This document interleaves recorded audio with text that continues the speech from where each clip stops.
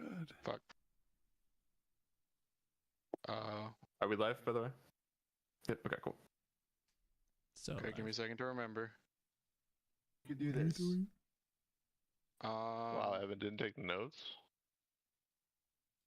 Not on that session. No, I didn't.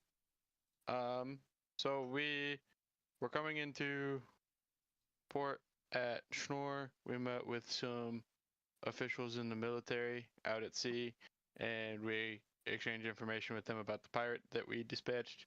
Gave them some of the pirate shit, and got the okay to secure this boat from them. Once we got it, they got it into land, which was cool because Willa crashed the other one as we went in.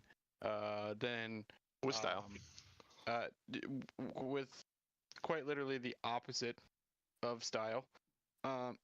Then we did a bunch of random stuff around town, talked to some people, got some information, got a map. There was Finn talked to somebody about where the children were transported.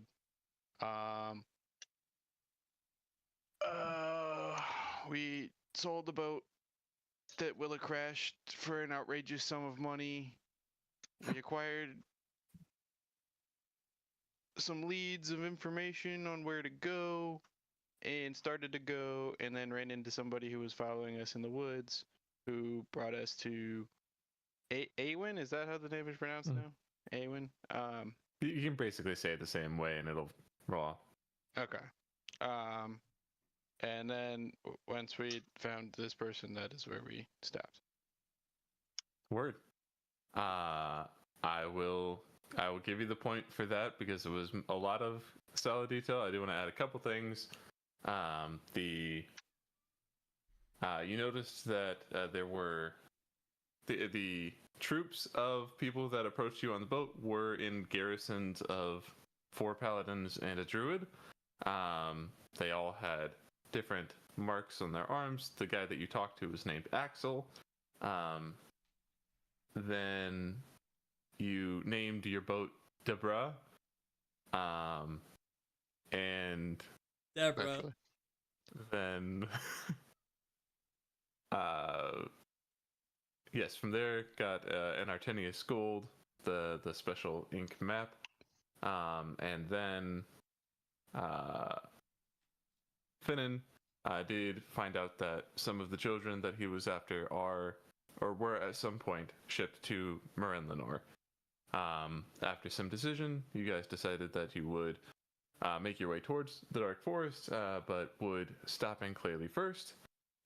It was at that point along that path that you were interrupted by a person following you who was discovered thanks to Maeve's tree jumping and Paul, that this was Sonya. And she described herself as a member of a secret organization. You all asked to talk to her leader. She said, "My mom's going to kill me," and then shot up a flare anyway to have her meet you in Clayley. As you enter this tavern, you see this woman already sitting across from you, or sitting, I should say, in a corner booth, which in many bars has like a big sort of bench seat along the corner, and then some chairs along the outer side that you all could sit in. And this tavern is about as seedy as they come. The floors are sticky in spots. It smells like stale beer. And the people in here, other than her, which there are only a few, don't look like your kindest individuals. But anybody would notice that all the furniture in here matches, except for one table in the center of the room seems to have been replaced, and looks very different than the rest. But as you walk in, this woman says, "You can have a lot of explaining to do, young lady. As for the rest of you, let's talk. Please, have a seat." I have a seat. Dibs on the bench. By all means, yeah, she's sitting in like the very back corner, plenty of bench space on either side of her. I will. I'll take a seat and I'll say, "Why did you have a scout following us?"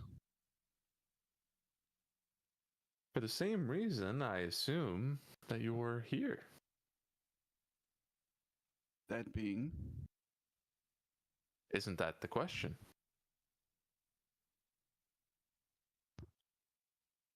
I'm it's gonna a battle. look over at Sonya, who is doing what at this time as we're all taking seats? So, Sonya has taken a seat, not within the bench, but like the first chair after that on the left side, and is like kind of scooching back a little bit past where the bench is to try to be out of eyesight of Awen here. Okay, Who I don't That's know the- if she's introduced herself yet. gotcha. That's the question or whatever. And I'll go, "You're here to overthrow the government and take their pants?"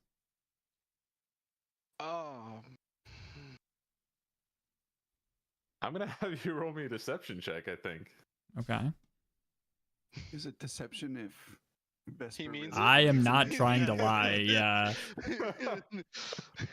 One of us always Uh. lies, and one of us also always lies, but really means it. There it is. Yeah, one of us is always lies and the other one is always wrong. You determine. 4. I think she just is like, right. So, I was told your story is you're scientists here on an expedition. Is that the story you still would like to go with? Absolutely. By story, do you mean totally the real deal? And by, is that the story you were told you to go with? I was told this. Do you still wanna? How believable is that?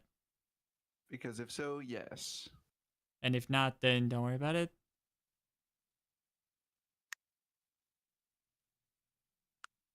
Take your time. Kinfeth will look to not Vesper. So, you are either scientists or here to overthrow the government. And take their We- pants. We I'm gonna are put- here. A hand not over Vesper's mouth, but like in front of it. And then look at one of the two.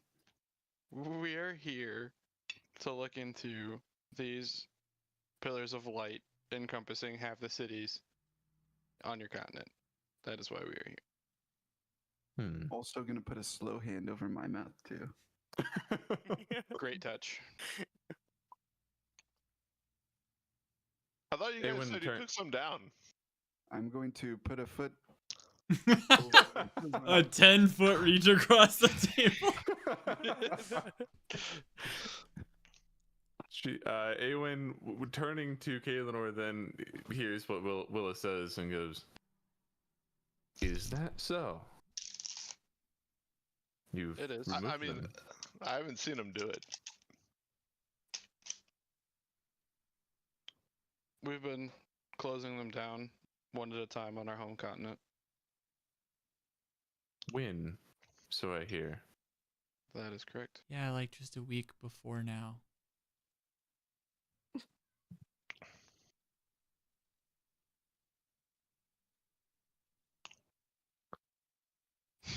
What's the dessert God menu damn it, like man. here?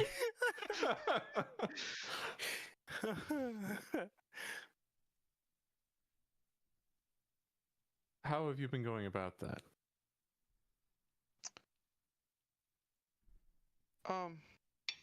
Who are you? Why should I tell you anything? A valid question. My name is Awen. I think that's all the name you need to know of me at the moment. I am the head of we'll call it an intelligence organization. It is our job to know everything that's going on in this continent. So I know about you. But the frustrating part is that we can't figure out for the life of us anything about these pillars. Suddenly, for you all to show up and tell me that you have the solution, I would love to know. And beyond that, there are a lot of us.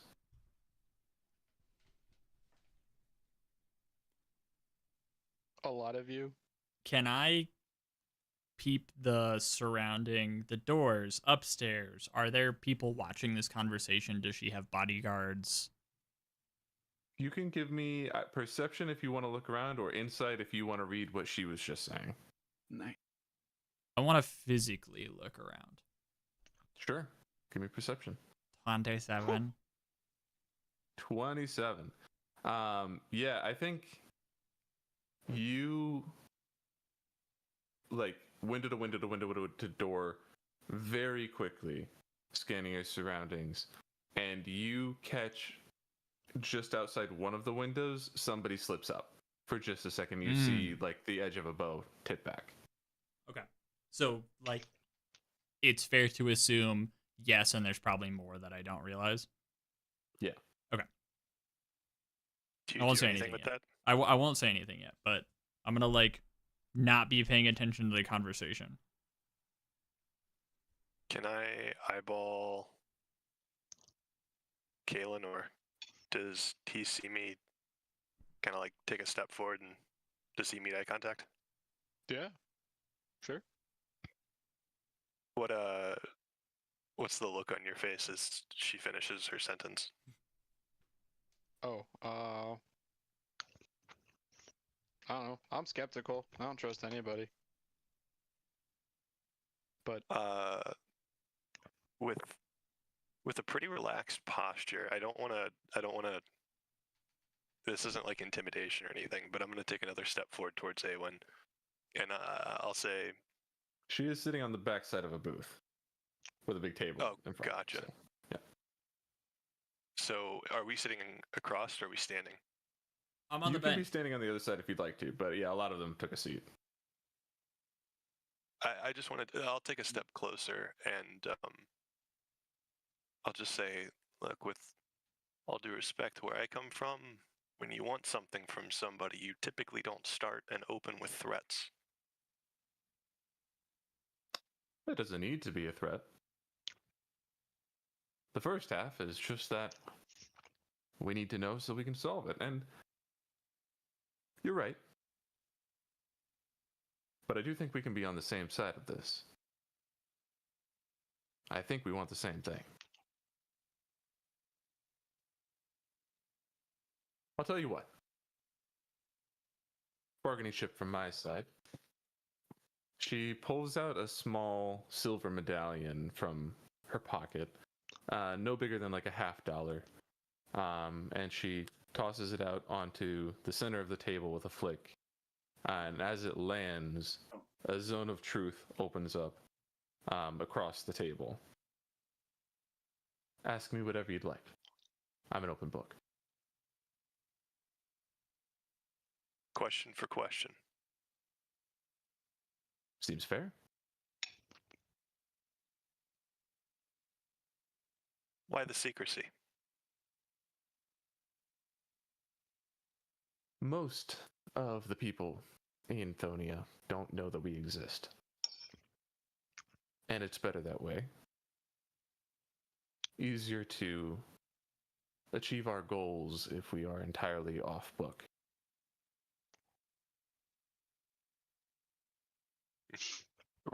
Part of that will resonate with Ren as he kind of shakes his head and gives a low tone grunt.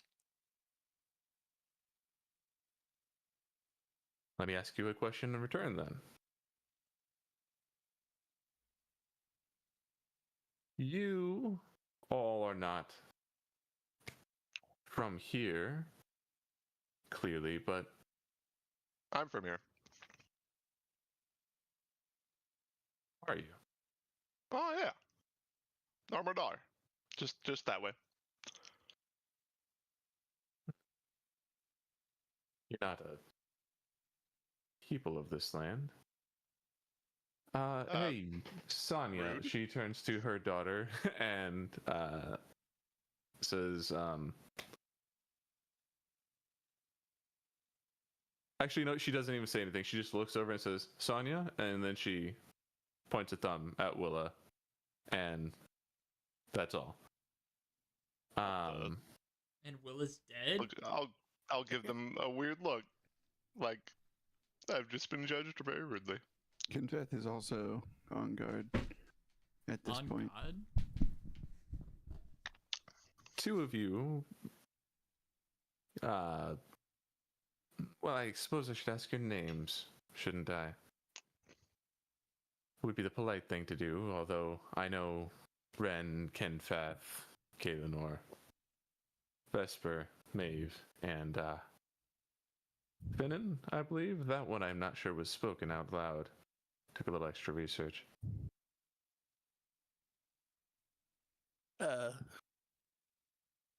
How do you know that already? We have eyes and ears everywhere. But I didn't speak my name out loud. Did I remember?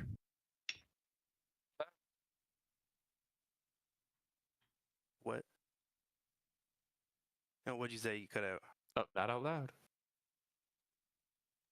Can you read my mind? What is going on here? I can't, actually. That's not a skill that I possess. I'm primarily a fire-based sorcerer. Anyway, I'm not liking this. the point is, Kinfath, Ren, you are unlike anyone I have seen before. Are I've you... been getting that a lot recently. I can imagine. I and my daughter and mother are members of a very select race. I take it then you stand out a bit even where you come from. Trying to Kinfeth will make give a nod. my Kinfeth will give a nod. He doesn't have anything to say, but you can keep going. I'll change my answer to yeah. Yeah, no.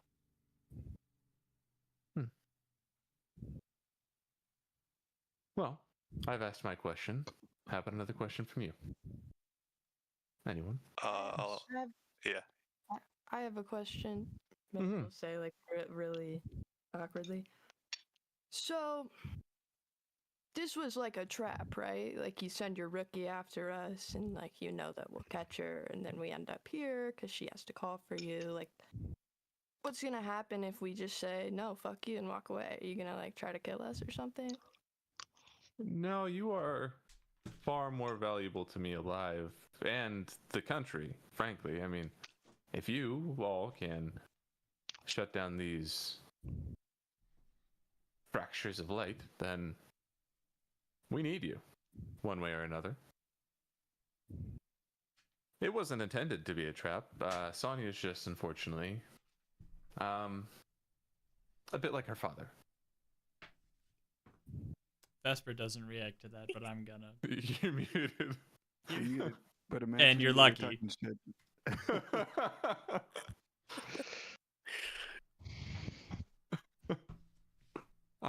She was intended to gather information discreetly and return to me undetected. What we have here is a contingency.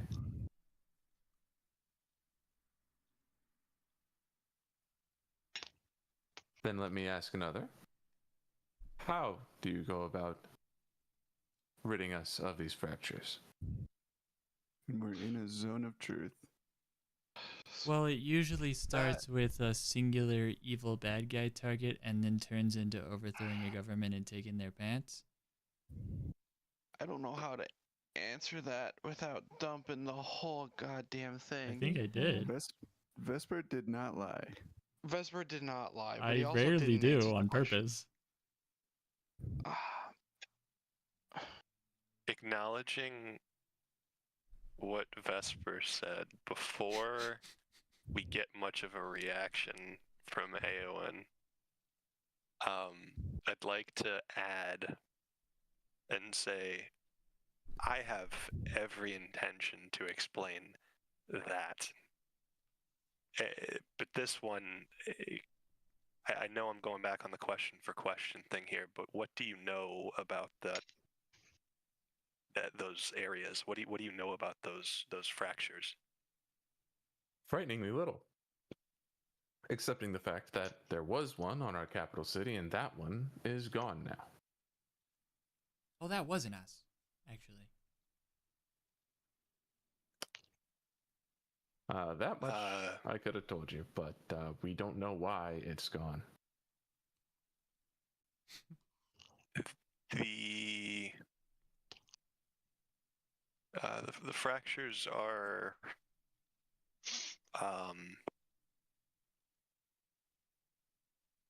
breaks in time. They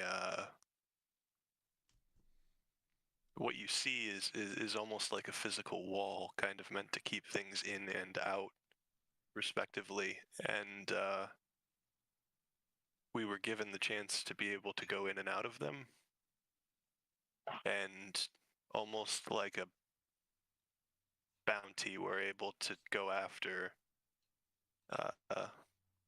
these A source, if you will. copies of these sources. Remove the source and the whole thing just falters. Remove the pants from the government, and it can't stand.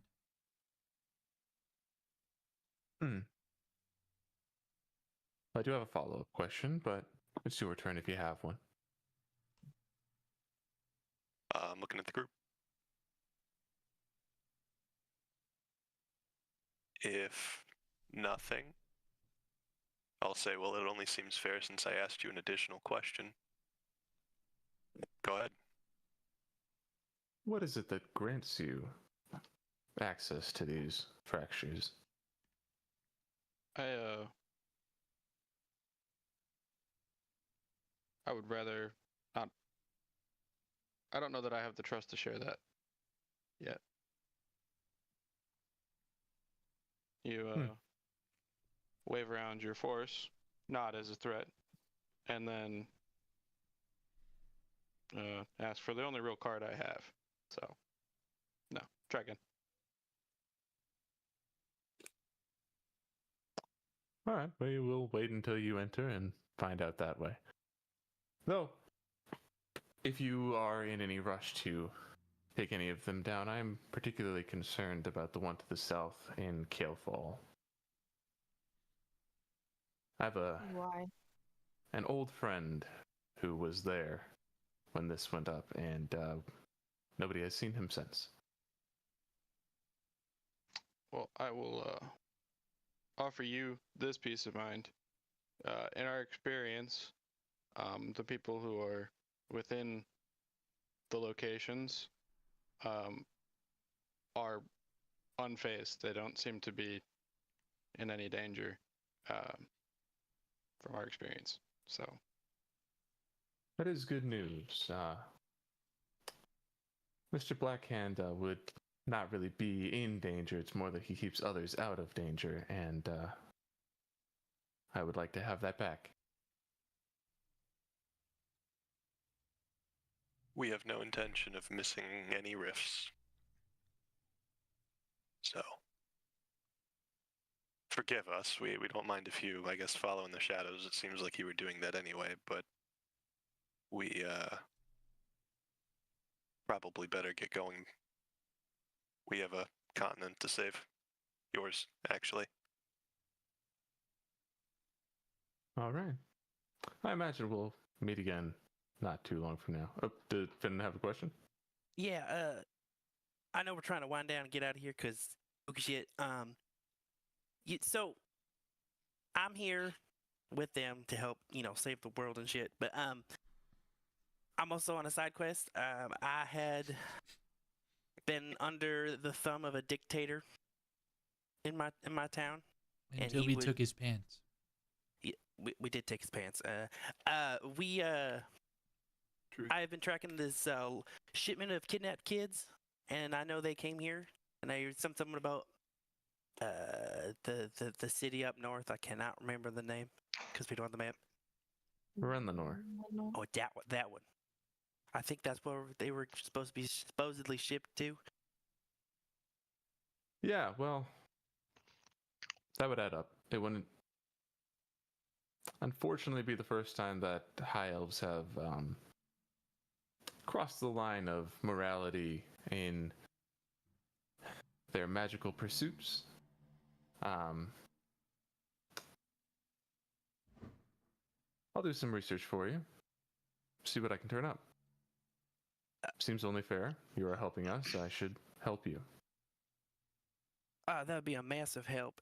If you want me to give you their names, so if you do find anything out for me, you know which ones I'm looking for. Just do. I opened up the wrong character. Hold on. Yeah, one of them's name is Black.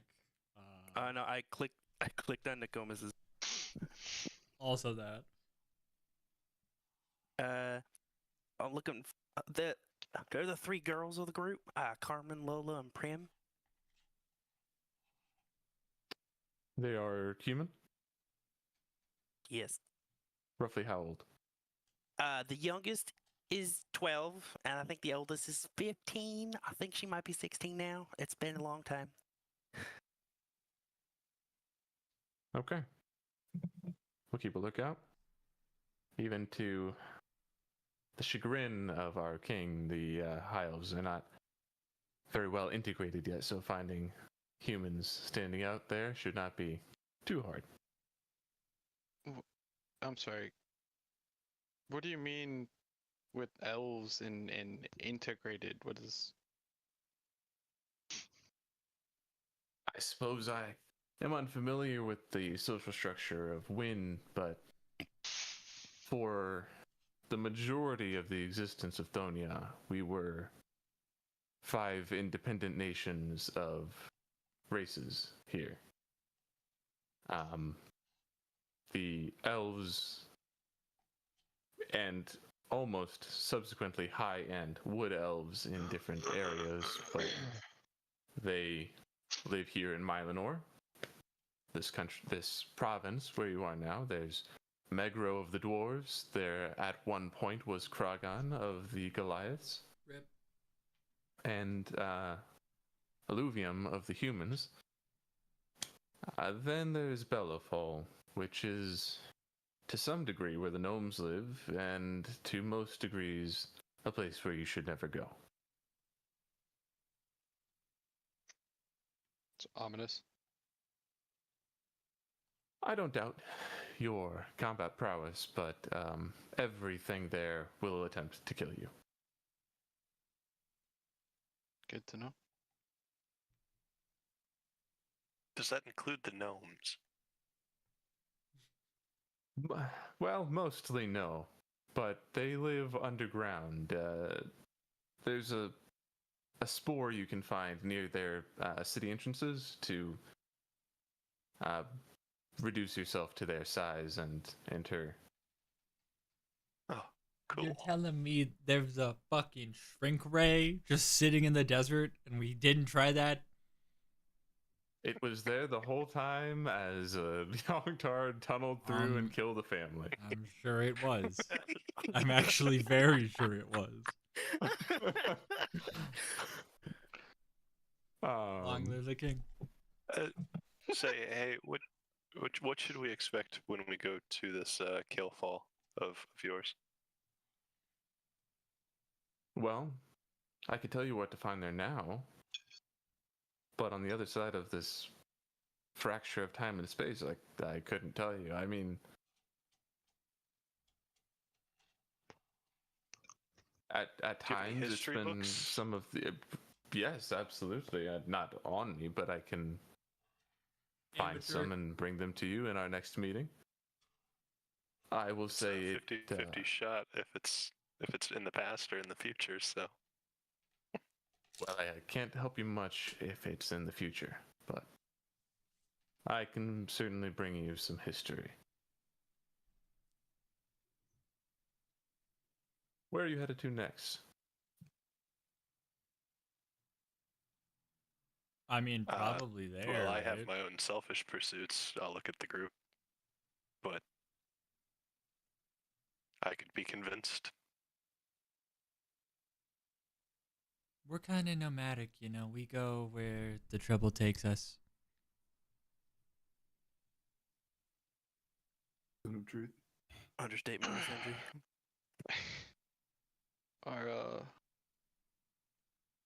Our current goal, though tentative, and we're in a foreign land, but we were aiming at a forest north of here.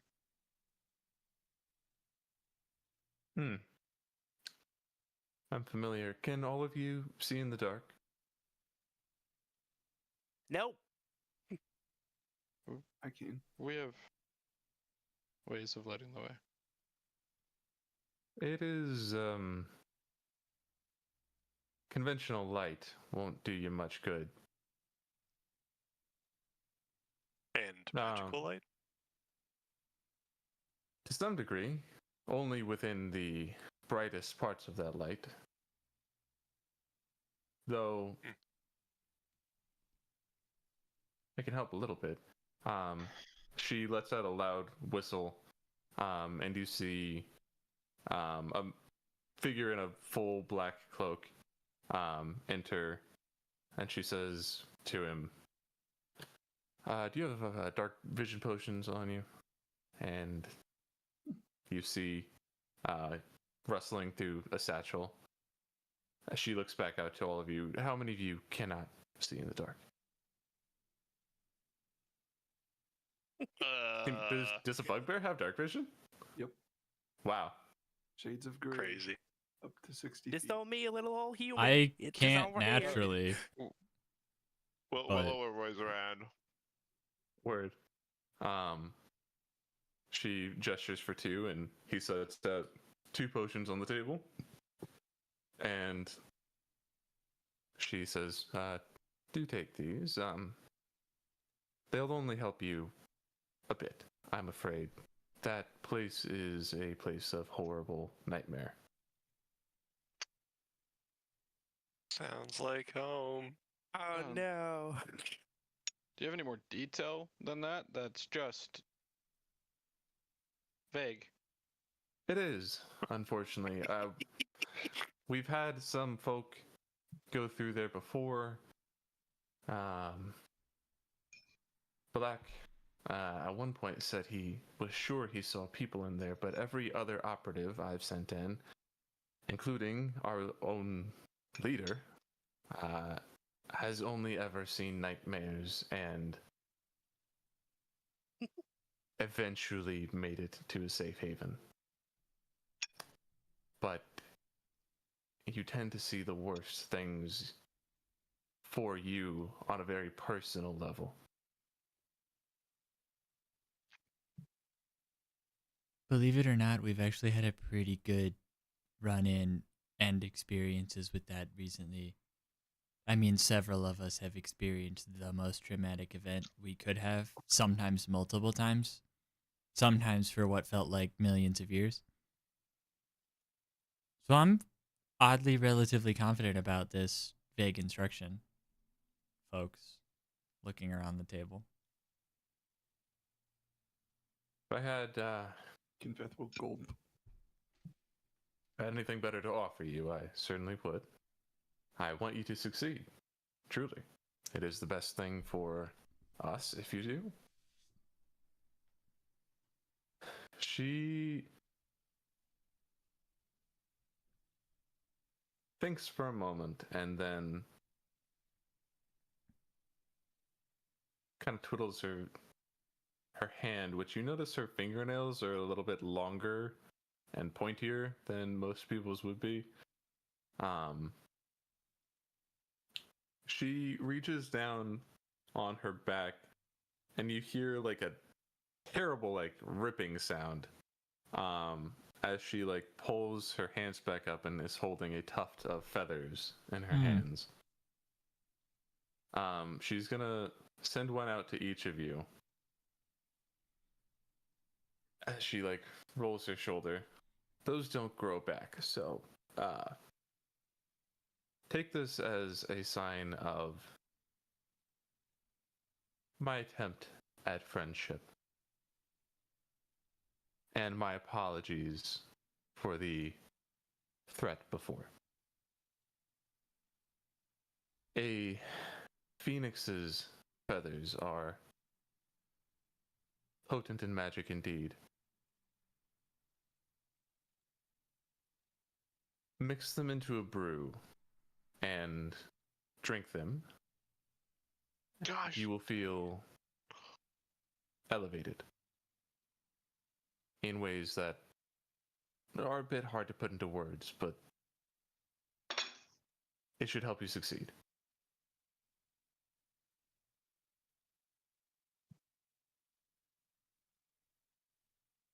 Thank you.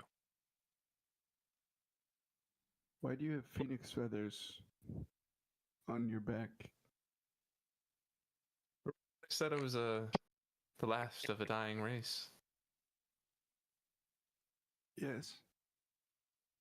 My mother is a half phoenix, and my grandfather was the last phoenix.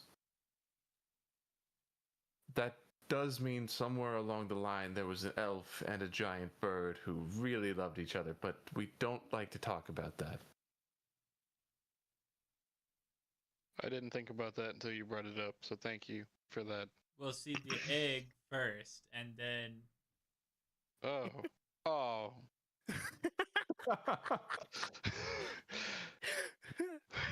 Well, hey, we're just spitballing how to save a race here, guys. the Daytona 500 needs If it more happened ads. once, it can happen twice. Foster, is Sonia close by? Yeah, she's sitting like within the table, just scooted back a little bit. So she's sitting. Yeah. Okay, I'd like to get up or move from where I was, and I'd like to try to touch Sonia's glowing eyebrows. Yeah. Why did you have to make Make a chaos me- gremlin, dude? Oh yeah. No, I first of all, I love Chaos Gremlin, but also, I'm gonna say make me a sleight of hand check.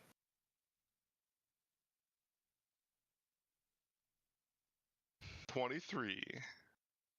With a 23, you see her get clearly defensive, but you're able to touch her eyebrow for just a second before she is going to make a grapple on your arm. So I'm going to need a contested athletics roll. You can do athletics or acrobatics. She has to use her strength.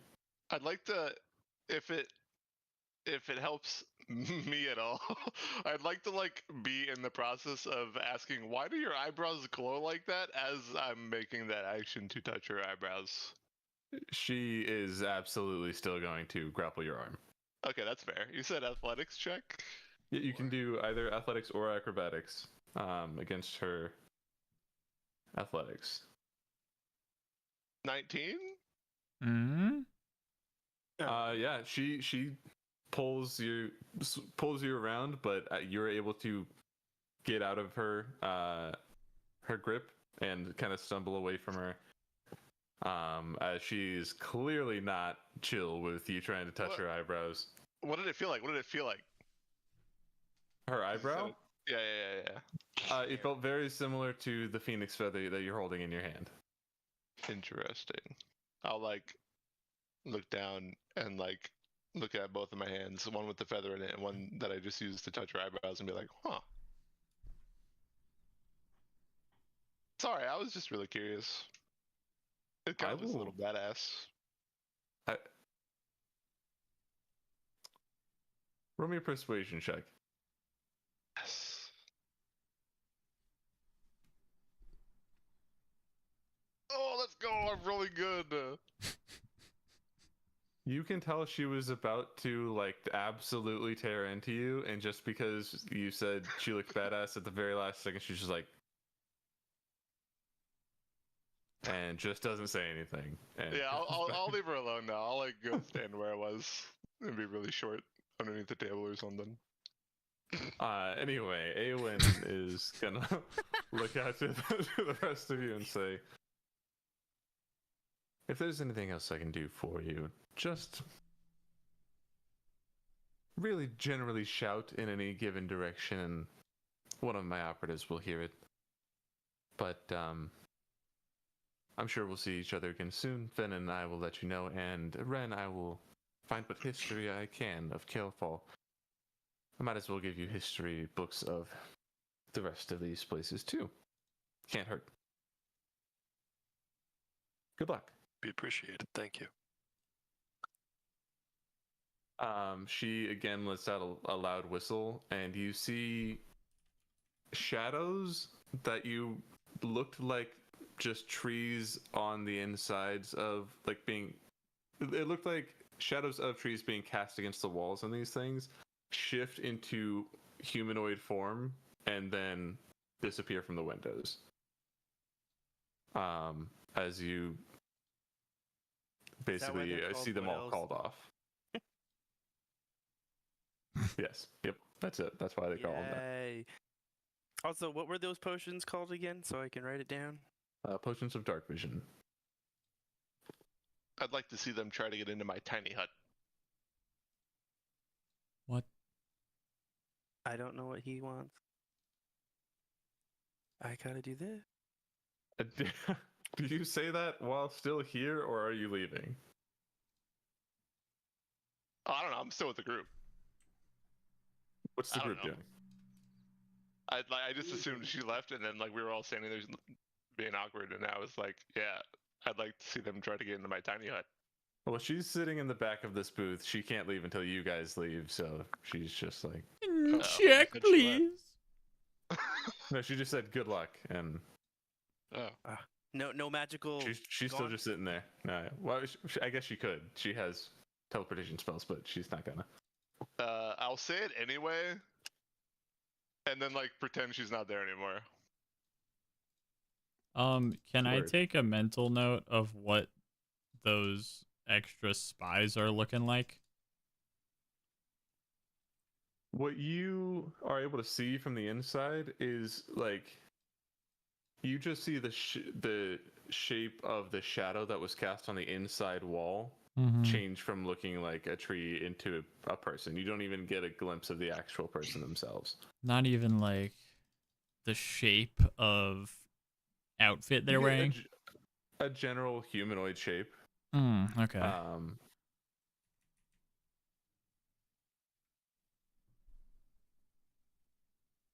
She's anyone's not going to respond to what Willow said. So what are you all doing here? Leaving. Are we were we going to rest here before we it's like evening time, right? Yeah, it's the middle of the night.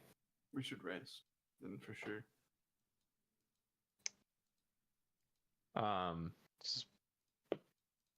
Yeah, you see Tavern Keep is behind the bar. He looks young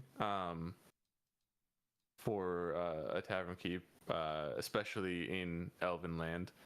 But this guy hasn't owned this place very long. The other guy was dispatched at some earlier junction. He sees you all approaching and just says, you all staying the night here? If you have the rooms. Should. If nothing else, I'll get Todd to move outside for the night. He doesn't pay rent. Yeah, just silver piece per night. I don't expect quality though, unfortunately. Excellent. I'll just put one solid gold piece. Works for me. Sick. He hands out a bunch of rusty keys. It's like, beds are upstairs. I call the front room. Maeve. I just wanted to have said something to Awen as we walked away. So as everyone else leaves, Maeve will kind of linger, and then she'll be like, I don't have anything quite like a phoenix feather and like digging around in her bag. Then she'll pull out an acorn and be like, friendship, and give the acorn to her. And then she'll go, if you want to be friends, maybe don't stalk us so much. I don't think friends stalk each other. Okay, bye.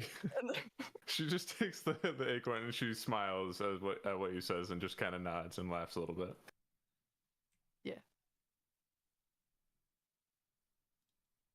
Sick. Can I catch Kaelinor as we move to rooms?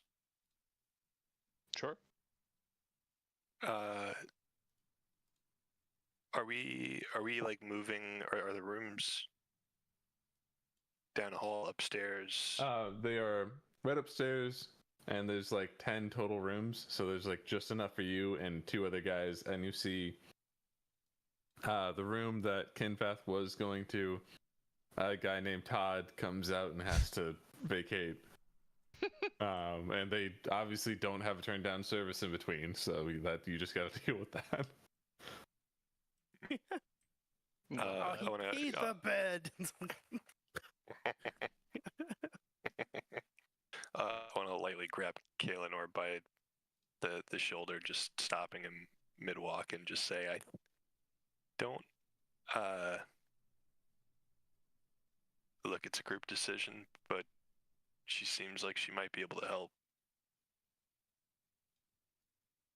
I think we might, I don't know, discuss as a group about whether or not we let her in on the hows and the whys." I agree. I think there's the potential for help. I do definitely believe that she's not immediately wish us any ill. However, I don't think we should drop all our cards on the table right out of the gate. That's dangerous. Sure.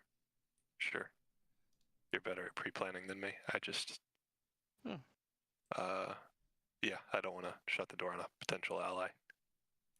I don't either, but to that point, I think that sort of a discussion should happen in a situation where we're not at the same table, if that makes sense. Fair. But, Fair. Well, good. I was ending the conversation. If you have more, go ahead. Before you run off, I had a question for you. Back What's in up? Schnorr, you were asking about that Azrael? Where'd that name come from? I do believe it was as Ray L. I don't think it was as real. I think it strikes me as a potentially common misunderstanding. You guys talking about Azrael out there? Yes, and I'm gonna point at my man Kinfath. Kinfath will slide into the door. I will take the 1 psychic damage. Mm-hmm. And continue my conversation. I did take 1 psychic damage. He that was yeah, that's someone that I'm looking for here. Well, I guess that much is probably obvious. So the wings. Oh my gosh, guys! I never did the description. The physical description of the look. I even put a note in the Discord saying I need to do this, and I didn't do that over 2 episodes. So remember, bookmark that. We'll come back to that. The description, the physical description. So when the wings came out, I didn't really like flavor that, and Theo was like, "Dude, you need to flavor that. You need to. How does your look change?" And I was like, "Dude, you're totally right. I'm no longer packed to the Flower Queen. Like, how does that look?" And so what I landed on, right, the fire wings sprouted from the back. And I'm imagining that if my entire torso was covered in that flora, the wings basically singed away any flowers or other flora on the back, and then they become blackened, darkened, and slowly there's still green flora on his chest, but it's withering. It's actively in the process of withering like 24/7. And so from the wings on his back to his chest, it goes from fiery, cinder, slightly green, and that's what I'm sticking with. Hell yeah. Sick. Fuck yeah.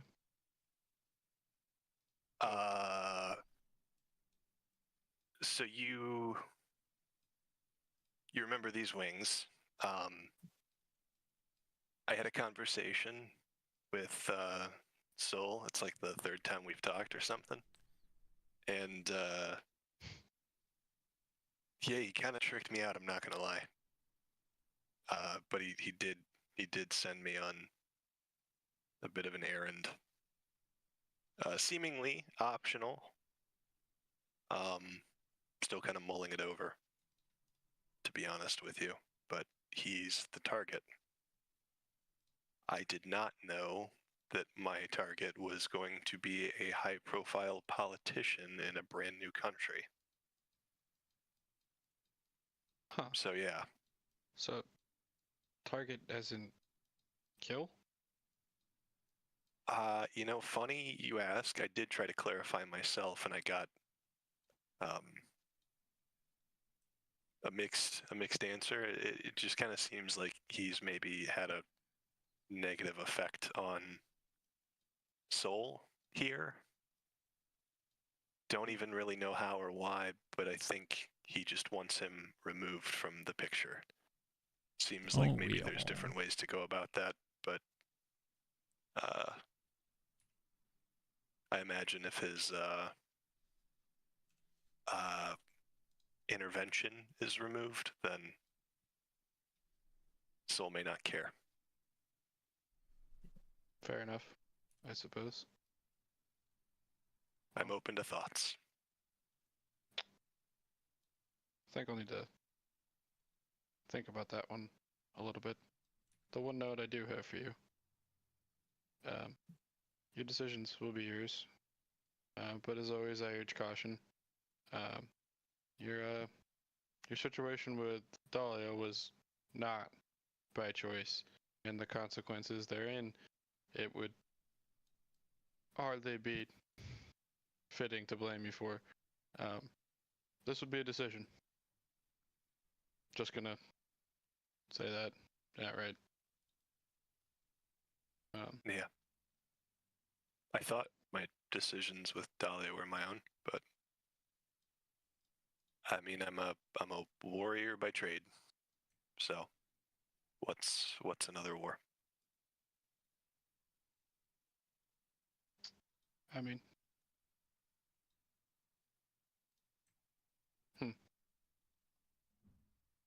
be a complicated It's one. all I know. Yeah, Well, that's the just looking for another purpose. interesting thing about and the world I- is it's. Oh, go ahead. No, go ahead. Well, the interesting thing about the world is that all you know, all you've been exposed to, sure, but there is infinitely more out there. You don't have to stay on the same path. Yeah, I think I'm looking for it, and I think it's probably gonna find me before I find it. But I'm looking.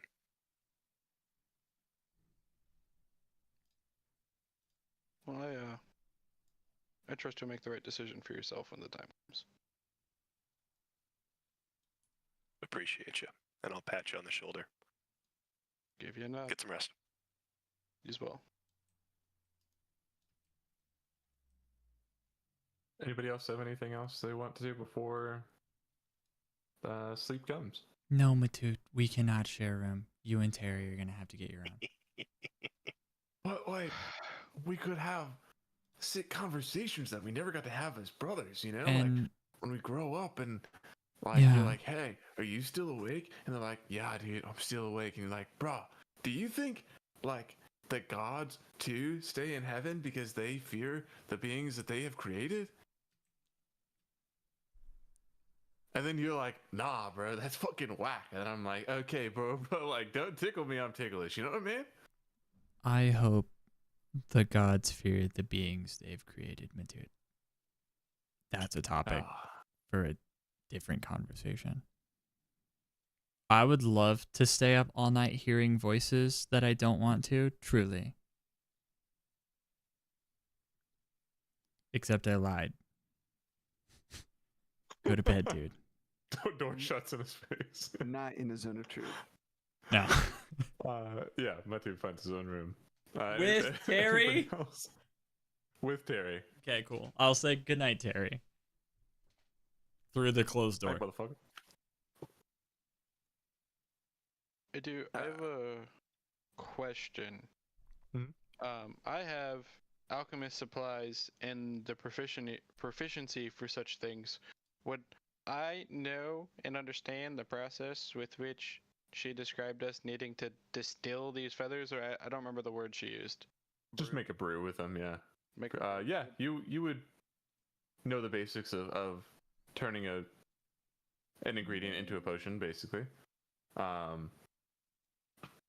This is going to be a real low-level check, but if you can do a alchemist tools check, it's going to be intelligence plus proficiency. Okay. And you just need to beat a 10. Okay, so I have a +9 with those things added together. Perfect. So, Then yeah, you can just do so. Amazing. Kill. So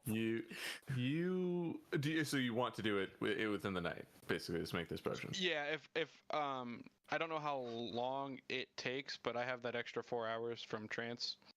So Yeah, you've got like some beakers and some water on you that you are able to put together. You basically crush this thing up in a little mortar and pestle and mix it in with what is Kinfat doing over here? I have a question. After. Oh, okay, gotcha. I thought you were doing like Tai Chi in the night or something, but waterbed. yeah, you crush this thing up, mix it in through these potions, and when you're done, you're left with this vibrantly glowing orange potion in a bottle. Can I cast Identify on it? You can. I don't know how Identify would describe this. This But- is a use of the identifier, something like that. Yeah, something like that. It would say that, and then it would describe this thing's gonna level you up. Fuck. Oh. How long does it take? Wait, me guys, to do give me that? your Could I do feathers real quick. I have an everybody's? idea.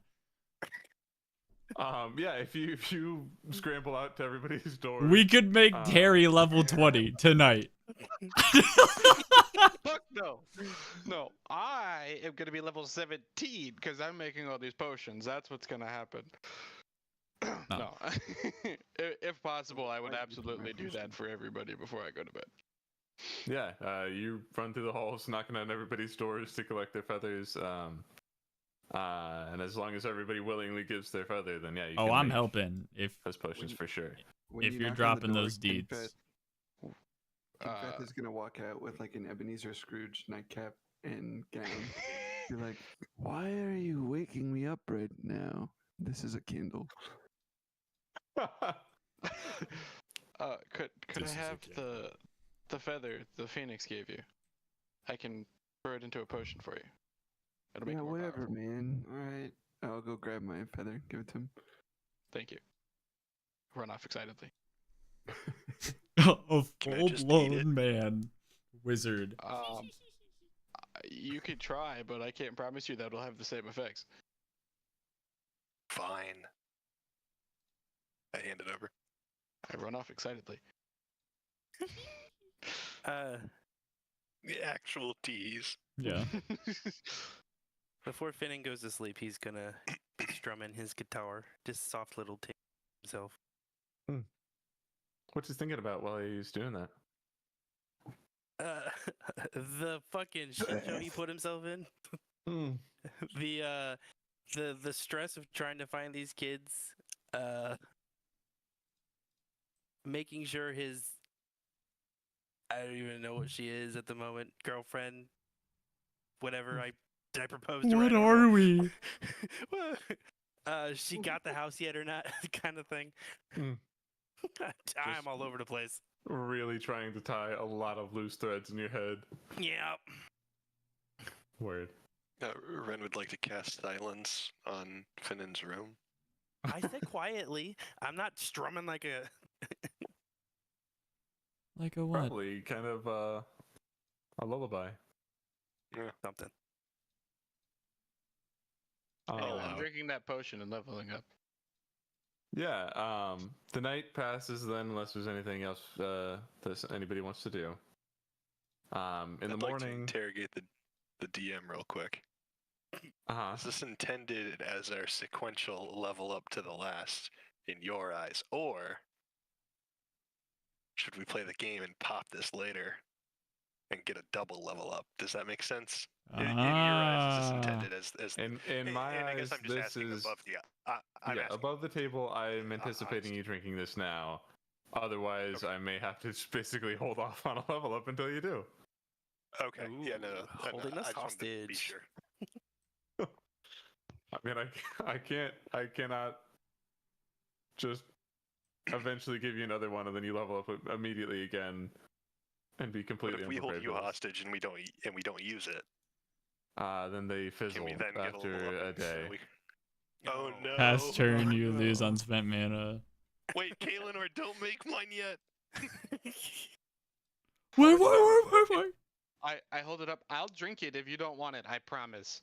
I'll start to uncork it. I stab you through the chest. So Try me. Wouldn't be the first time. I'm gonna assume you came to Willa and like asked, and then like gave, Bold assumption, and then nerd. or did you not? Question mark. He implied that he went to everybody's door. Yes. Okay. If you would like to do something with that interaction, other individuals did. So what did you do with my feather? I thought that was pretty cool. I mean, ultimately, I didn't do anything with it. Awen provided the magic. I just distilled it into something consumable. What does the liquid look like, Foster, as I grab it? It is a shimmering orange gold liquid. So what do I do with it? I'm asking it in character.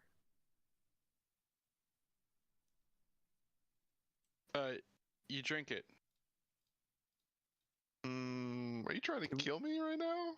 Do we? If I was trying to kill you, I would do it a lot more subtly than handing you a bottle of liquid and telling you to drink it. It might work. Would assume you were more intelligent than that, but maybe I have unrealistic expectations for you. A girl can, a girl can never be too sure. I promise you, this is purely positive. Sorry. Okay, I'll take it, and then close my door rapidly. Okay. Go to bed now. I apologize for interrupting the roleplay. That was rude of me. Are we for sure drinking these the morning after, or can I drink mine the night before we go to bed? To prepare spells? No, because my level up, the only thing I get from a level up is a thing that only activates on long rest. If Kaelinor was excited enough to hand these out and you were awake, then you can have drinking it the night before. How long did it take to do the potion? Not very long. He was proficient enough that he could do it without fail. So I mean, no longer than an hour, I'm sure. So if you spent an extra hour in bed instead of the 8, then you're good. Yeah, okay, I'll do that. Cool.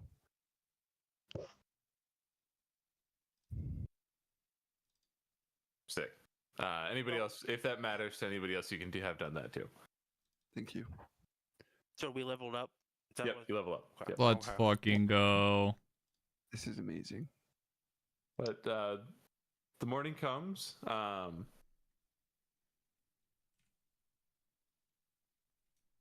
That can be handled later. Sorry. Okay, yeah. Complicated. The morning leveling. comes. Everybody has either drinking their potions now or already did, and is feeling.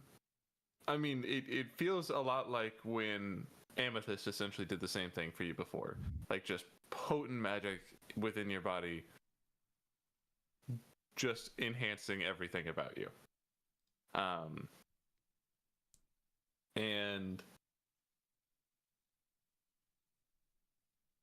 you all have gathered here in the mornings. What do you do? What do you say? What's the plan? What's the haps? What's your major?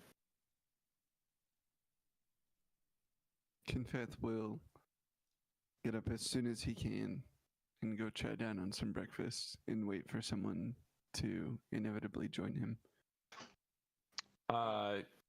You get like stale bread and day old fish. Nice. Was it refrigerated? No, Uh, you don't have refrigerators. There's piss I'm on the gonna- floor, but they have a great fridge. I'm gonna I'd like look at the bread and the fish and eat the bread and eat my rations in place of the fish. I'd like to approach the bar this Where- morning. Where I am? Yeah, I can be beside you. Hey, As you- Kinfeth. Hey Willa, as you come into range, you'll start to hear like Fireballs hit. winds, like very serene wind, start to rustle, and like a distant bell in the background, and you think that you're seeing flower petals occasionally falling past where I'm sitting. And I go, "Oh hey Willa, good to see you. Are you feeling okay? I'm whatever Kaelinor gave us last night has me feeling incredible. I feel like I'm just in this untouchable mindset right now. Like just nothing can touch me. I'd like to approach you and touch you. You can touch me. Like to touch things, don't you? Kinfeth will guffaw. Ho, ho, ho. Maybe not like that, but I mean, if we were to get into danger, I feel as though my mind would be a sanctuary of peace. I see. Barkeep or whoever's here. I'll begin knocking on the table. Yeah, a wood elvish man. Looks to be in his equivalently young 30s. Probably significantly older than that. Yeah, can I use Sorry, your we don't laptop? serve minors. Oh my god. She's not a minor. Friend. He's a boat captain. Okay. I'm gonna go back to my original question here. Can I use your grill? What? No. Just definitely not. What if I told you I make the best pancakes in the land, and I'll give you some if you'll allow me to make some pancakes? Give me a persuasion check with disadvantage. Disadvantage. Yes, I hope it's for the reason I think. Disadvantage is a BS. Brick. 13 still. I mean, that's not bad. Double sevens. I love it. That's a crit. And what's it's called? Do Dagger. they have chocolate chips in them? Yes. Do you have chocolate chips? No. Kinfeth, do you have chocolate? Nor do we have pancake mix, so I hope you have that. I didn't have chocolate pancake chips mix. for that. Kinfath, do you have chocolate You chips? carry around pancake mix, but not chocolate chips. This is why I don't let people use my griddle, because like, can you even cook? Do you even know, like, who does that? Are you like a psychopath? Yes. Huh. So I can't use your griddle. You know what? He looks at his watch. I need a smoke break anyway. Fucking don't get caught by the tavern keep by the owner, and it wasn't me. So, see ya. And he walks out the door. I immediately hop over the table and Acrobatic jack. start making pancakes. With what hops? You're 2 foot tall. Yeah, acrobatic jack. Homie's What got do you mean? decks. I climb onto a stool, I get on the counter, and then I jump off onto the ground. Okay, like what do you want from me? Fall damage. Roll me a performance check. Does that smell of stature amplify the damage die on falling? It does not. In Damn. fact, I 12? Because like think halflings might have a thing with fall damage, but well, the 12 you make perfectly passable, fine pancakes. Let's go. I make enough for everybody, including the guy that went on a smoke break. Word. Is it? And I Um, reach up to Kinfath as high as I can and say, "Here, eat this instead." I reach down. Thank you. do you have syrup? I'll like go back into their storage to look for syrup. Give me an We don't have investigation pancake check. mix, but Yeah, I You do. have syrup. I just They I don't. don't know No, what they don't again, have it, so why would they? But That's a 19. They with a better. 19, you look everywhere, and you are positive, beyond a shadow of a doubt, there's no syrup here. All right, I'll come back. I'll come back out and say, "There's no syrup. Sorry, guys." You want me to eat a stack of very okay plain pancakes dry? You can eat their stale rock hard bread instead. You'll hear I'm an elf. I won't eat. You'll hear a Okay, jangling of like weirdo. the rod bells that you hang outside your house, like. a wind chime. And Kinfath will go, "This food is merely sustenance for us." Rod Is- bells. You know what I'm talking about. Yeah, I do. It's not like a bing bong, where you pull the rope and it hits the Right, thing on the it's side. it's a wind chime. It's a wind. That's the word. Yeah. You'll hear like wind chimes in the distance. Food is merely fuel for the body, for its color and poor taste are only inconsequential for the fuel that feeds our souls. Are you still wearing the nightgown and nightcap from the night before? Yes.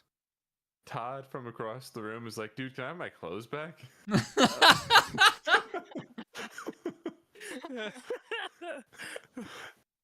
Yes, of course. Kinfath will go change, and as he comes back down, he'll go, "It's amazing that you have clothes that would fit a 6'8" humanoid figure, Todd.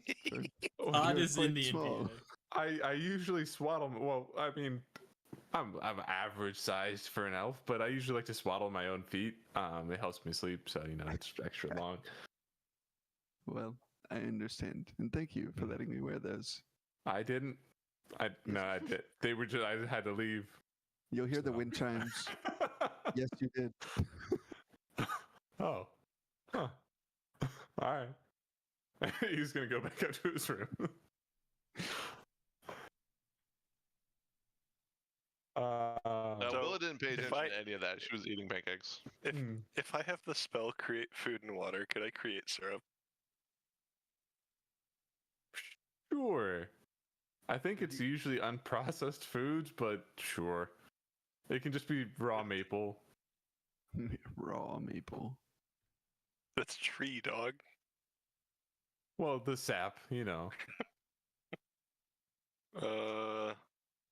Says the food is bland but nourishing and looks like a food of your choice, and the water is clean. Doesn't don't think I have to can. be unprocessed technically. And syrup. Everyone keep your good berry because I'll have given you a new one in our nightly potion exchange. By the way, if you want to put a singular golden raspberry on top of your pancake stack.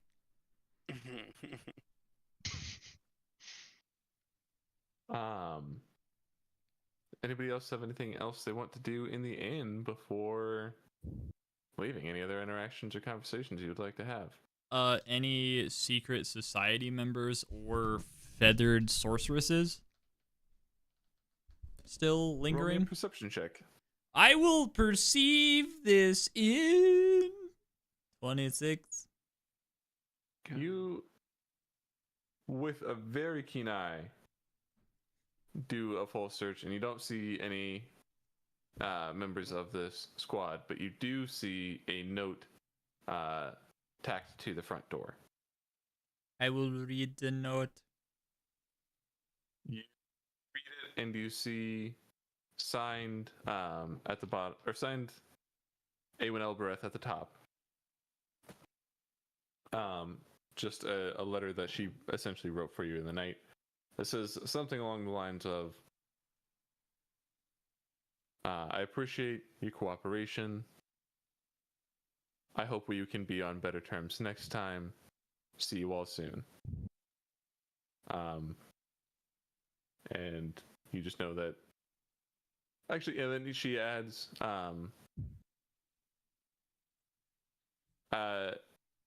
before see you all soon, she's added, I've told my operatives to give you all a little bit of space. Just don't get out of hand. See you all soon. Cool. I'll Yes. keep the note. I have an unimportant roleplay thing to do, and then that's all from me. First, I want to say thank you, Willa, for these pancakes. You're welcome. Thank you for thanking me. That's the nicest thing any of you have probably done for me yet. And then Maeve would have sat next to Kinfath if there was a stool. You And would then hear the she's wind gonna chimes. lean over to Kinfath and go, "This is a little weird, though, right? Like, we had a friend who made pancakes, and we don't, and then we meet someone who like also make. No one else seems weirded out by that." I believe, Maeve, that inner conflict that we all may be consciously or subconsciously facing in regards to the loss of our dear friend Ebenezer. They're just not acknowledging it because they're hungry. Yeah, okay. Yeah, whatever, man.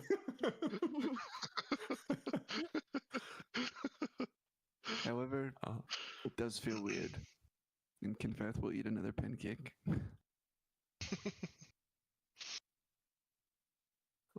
Fantastic.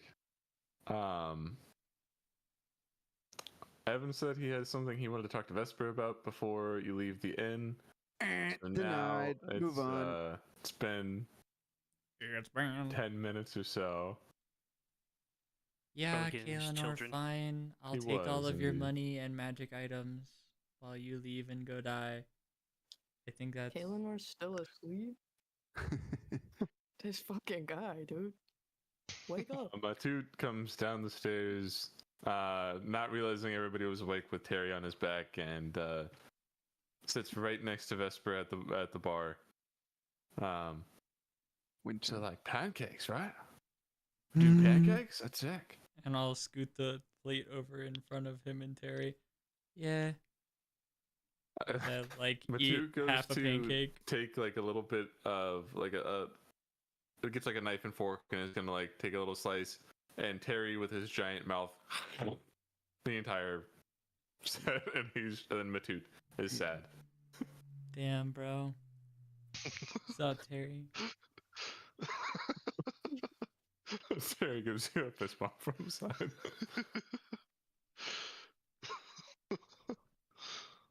Anyway, you guys feel sleep okay? Everybody in the new land? Did we sleep all right? Better than a boat, am I right? Todd's nightwear was quite comfortable. Yeah. Although I was admittedly struggling with what Eowyn had said regarding a forest of nightmares and having it be deeply personal. I am a little worried about that, guys. I'm not gonna lie. Well, my friend Kinfath would say something like, our deepest fears are only the mental manifestations of what we fear to come. And fear is a construct we create in our minds. And through the power of friendship, teamwork, and mental exercise, we can overcome anything as a group.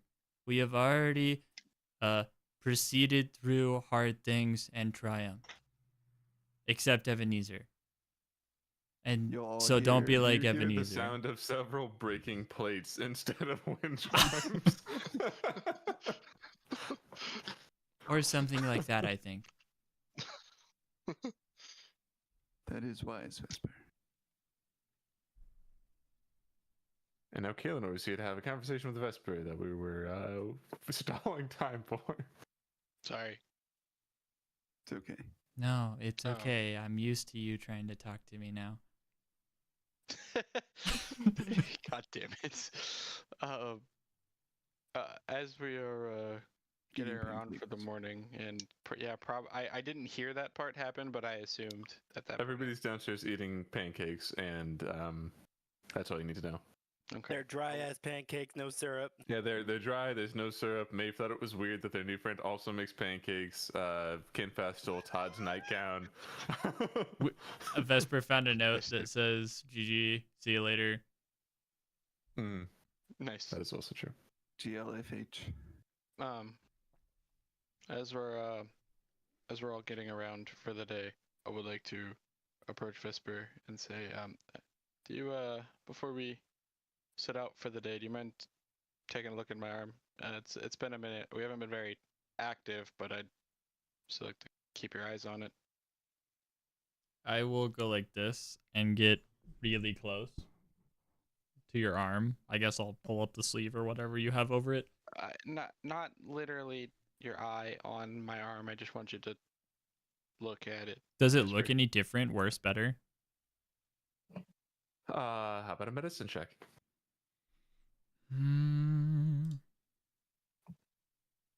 How about...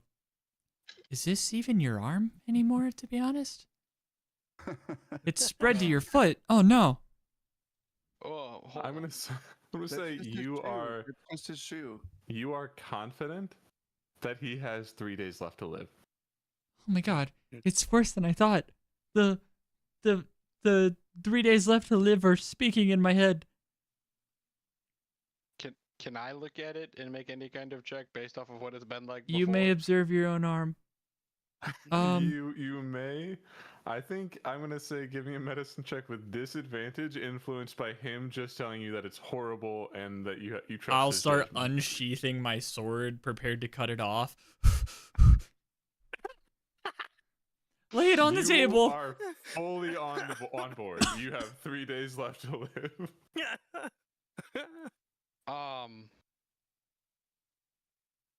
I don't know what to do with that. I think Kaelinor, as a very serious guy, would be very concerned right now. I mean, yeah, but like, fuck. Roleplay. Do a history check to see if, like, if I remember this. Put the arm on the table. What You're gonna die! what are you planning on doing, Vesper?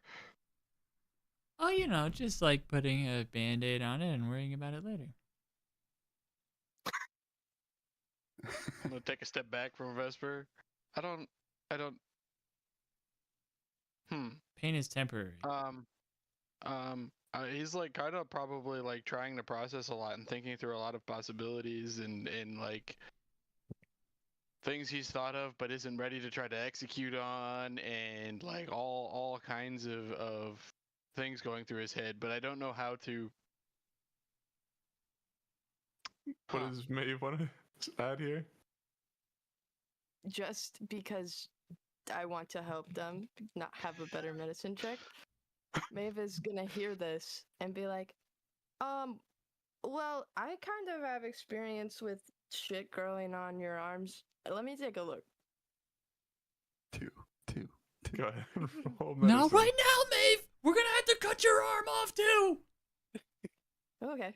Oh. With the dirty 20, I think you're less familiar with this, but I think you are able to tell him it doesn't look quite as bad as he is thinking. It looks like it is in fact getting worse, but it is not imminently going to kill him. Okay. Mavis gonna say, "Don't cut his arm off." I mean, like, I don't know about the rock stuff, but I think it's gonna be okay, really. It looks a little worse, but mine kind of looks like that, and I'm okay, you know? Huh. I'm not dead. D- Huh, I didn't Maybe think of we- it like that. You're not dead. overreacted a bit. Do you want to try your crystal again? That usually helps. Oh, No, not yes. I will open the little fanny Have pack. Jacob's the giant fist? And then the foggy little quartzy looking baseball. I guess it's maybe more foam football shaped. Okay. What do you want to do with it? Here, hold it that. I don't. in your arm. Usually you cast a healing spell. I'm gonna ask you to hold it in your arm. I'll take it, I guess.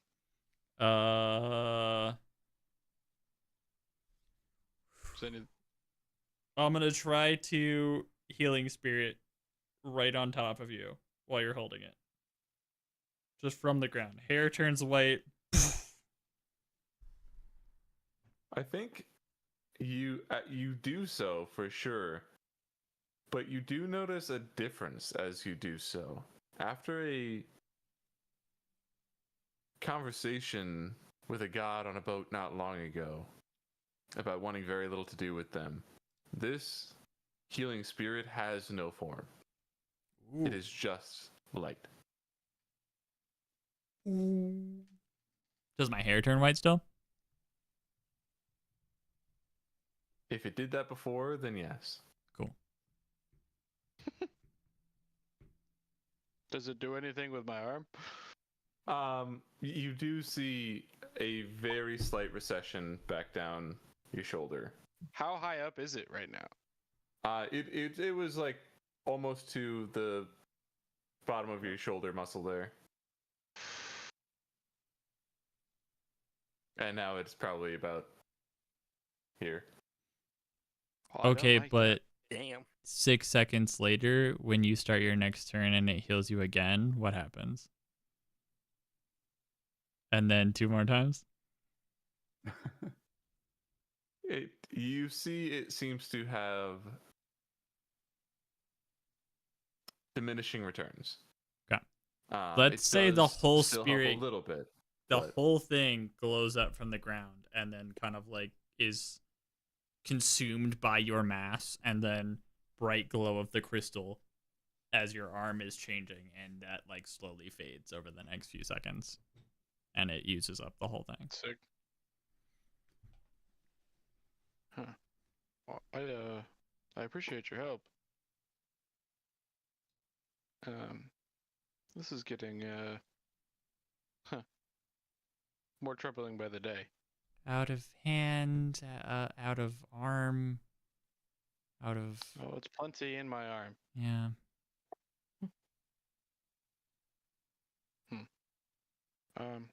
We should probably be looking We should have a at talk the about option. angering the gods and fighting back and sticking it to the man at some point, but I hope you don't lose your arm I'm- until then.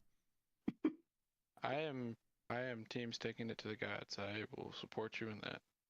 Okay. That's good in case I make rash decisions going forward, that I know you have my back. Rash. What kind of rash decisions? Well, like one Maybe that they don't spreads have up to be your rash arm if we and talk itches a about it. little bit. What? When your arm itches a little bit. Oh.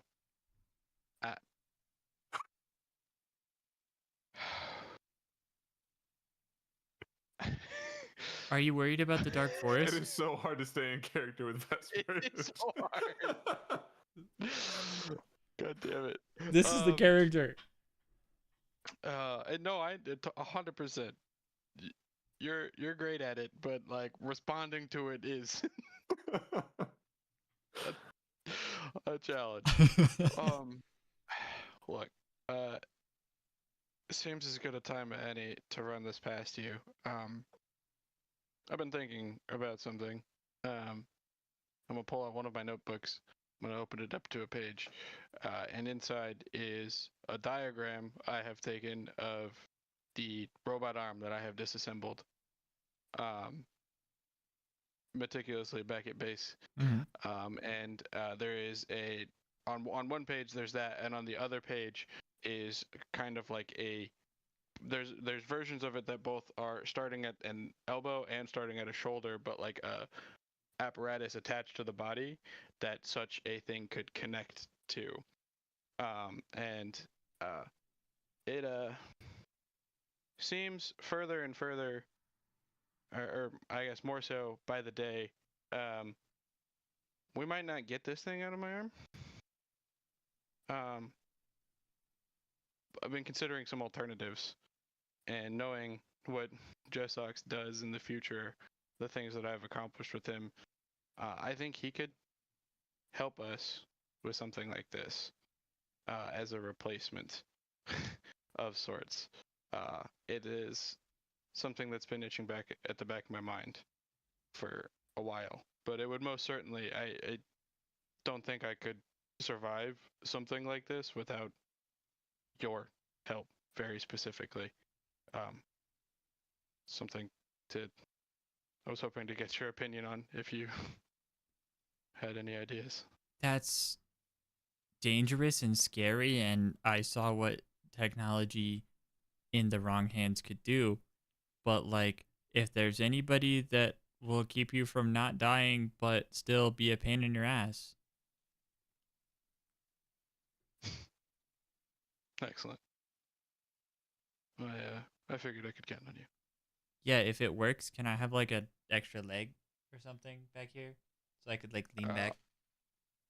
Provided it works, I'm sure we'll be able to figure out how to do a number of other things with it. Although I think I could probably figure out something more effective for that than an extra leg. You know, Just a chair, I perhaps. can only brainstorm in the concepts of pre-existing mind thoughts. Okay. You may understand the prison in which I lie in every day. I don't understand. I don't understand the words you're saying. I think bottom line is arm sick, dying bad. Correct. Yeah. Agreed. And also you sick, dying bad. Yes. Yeah. I guess, yeah. I agree with that. With no commas in there. Mm-hmm. Yeah, exactly. Oh my gosh. Oh. Well, problem for a different day. Something to think about. But Will you tell me if you hear voices again? of course, yeah. Okay. Will you tell me if you hear voices again? Dude. All the time. How all the time? At least on the boat, I can't tell what's real and what's not. You know? Like sometimes I'm like, you should swerve into oncoming traffic. And then I'm like, there haven't been cars until since like that one time. Cars, you say? Yeah. Hmm. Yeah, dragons don't drive. That's ridiculous. So the Dark Forest, guys? Right? Let's do it. Yeah, speaking of driving and seeing at night. Word. Yeah, so does anybody else have anything else as you get ready to head off? No. All right. You gather your belongings and you make your way out of the tavern. You have been told and you also have a map that shows you that this forest is only a matter of miles north. In fact, even from where you are, you can probably see the tips of the tree lines, the tips of the tops of the tree, off in the distance. You start headed that way, and then anybody who wants to check on any followers can do a perception check. Yes. Oh, 9. there was a thing. 21. I don't remember if I did. 23. 19. 9. Word. One more minute. Kaelinor, Maeve, Finnan, all very well spotted eyes. It would seem that Awen's note was the truth. As far as you can tell, there are no followers immediately in your vicinity.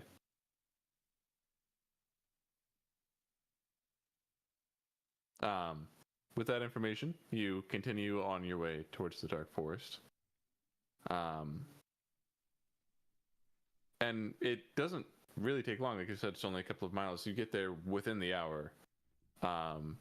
Approaching this forest, it is... Every tree here seems to be alive and yet has no leaves within it. But the bark is a dark... It's not pestilence like you're used to seeing, but it's just dark. Almost pitch black bark. And the branches of these trees are so dense that they intertwine with each other and create a impassable canopy over the top of them that seems to be blocking out light. But as you approach and get closer to this tree line, you can see that light seems to be getting through the side here a little bit into the forest, but it seems to abruptly stop much sooner than it should, as if there is more than just shadow obscuring this place. Can I look for any footprints or anything to indicate if someone was here recently? Sure. Give me an investigation check. Could I do a survival check? Yes, I think you could. Yay. 12. I think with a 12, you do see some footprints. They're not really identifiable of who they would be. I think you see a set of footprints. They look armored, so you would imagine that some set of adventurers probably came through here recently. I saw two other hands go up here, Maven and then Vesper. May first? I would like to put my hand on one of the trees on the outside and just say, hello. Because I can, you know. Yeah. You get a response back that is not in a language you understand, but it sounds deeply aggressive. You mad at me? You hear the same response, but you hear it come through as like multiple voices whispering at you aggressively. Oh. And then she'll move to the next tree. Hello. The same thing. Yeah. Guys, these trees are scary. Indeed. They're yelling at me. What? They're yelling at me. Here, she's gonna take off her ring and say, put this on and touch that tree. I'll put it on. Is this a thing that requires attunement, or is it just do? I don't remember. I don't think so. I'm gonna poke the tree. the ring? 8d6 say psychic hi. damage. whatever it is. That'll kill me, probably.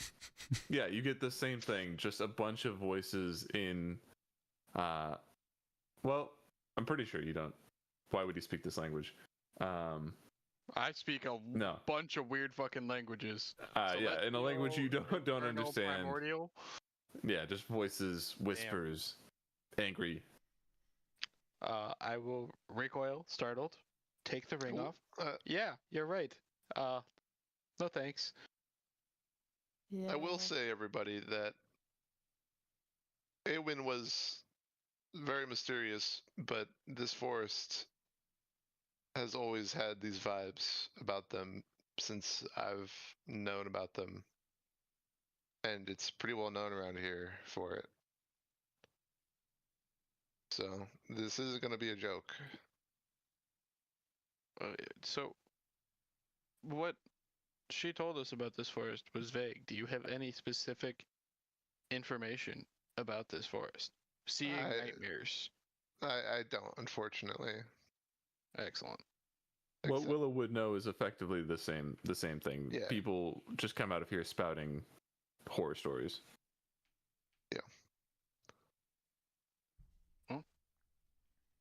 Nothing to do but go forward. I'm gonna like sting it. I'm gonna hold up, make it a long way, and cast light on it so it lights up. Word. I've prepared.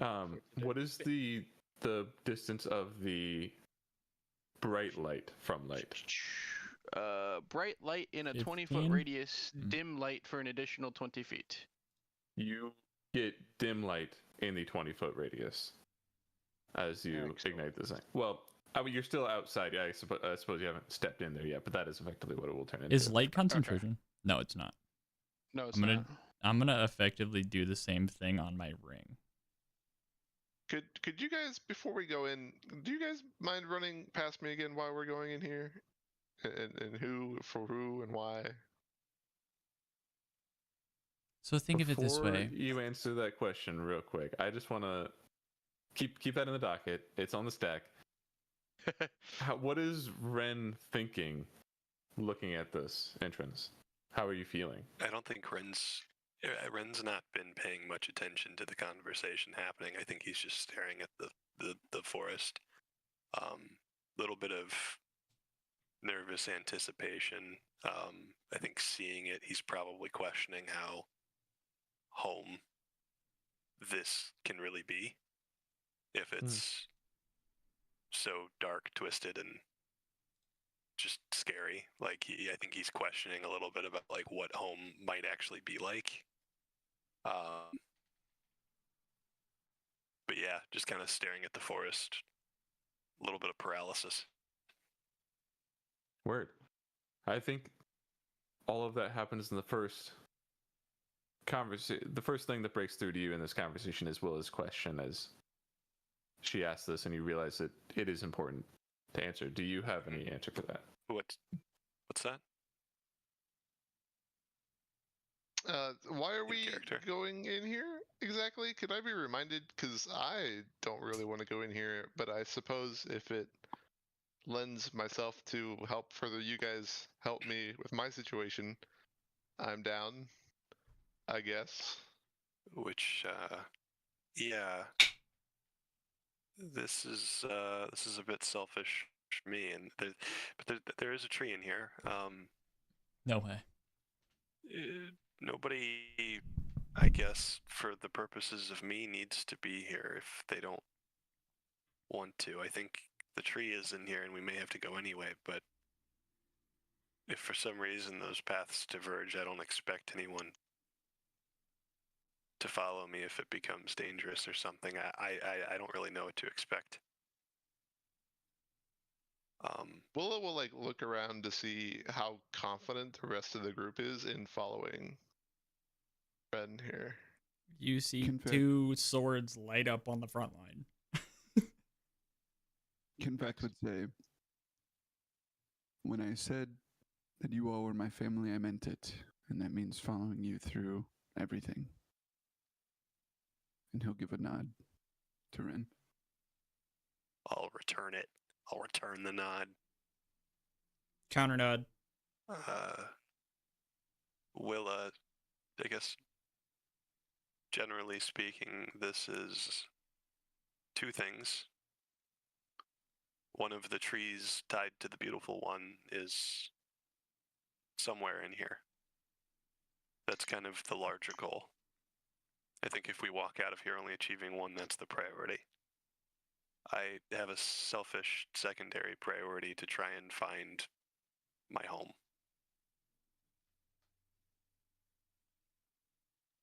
Oh, fuck. Alright, well.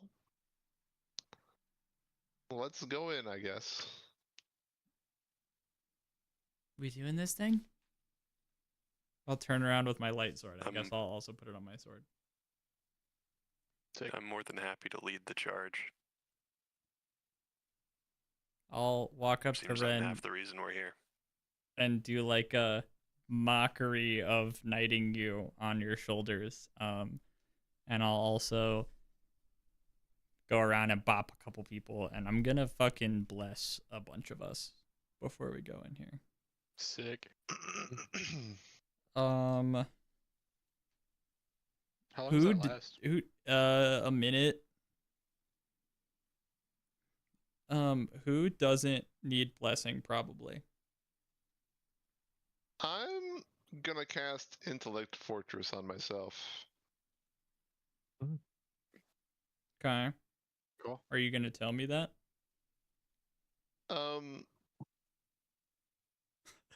I think Okay. you'll see me cast the spell. Okay, cool. Since you're new, I'm less emotionally attached to you, and everybody but Willa and Vesper gets blessed. And it's like a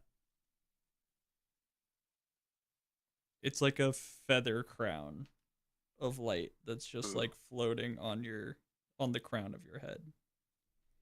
Nice. Sick.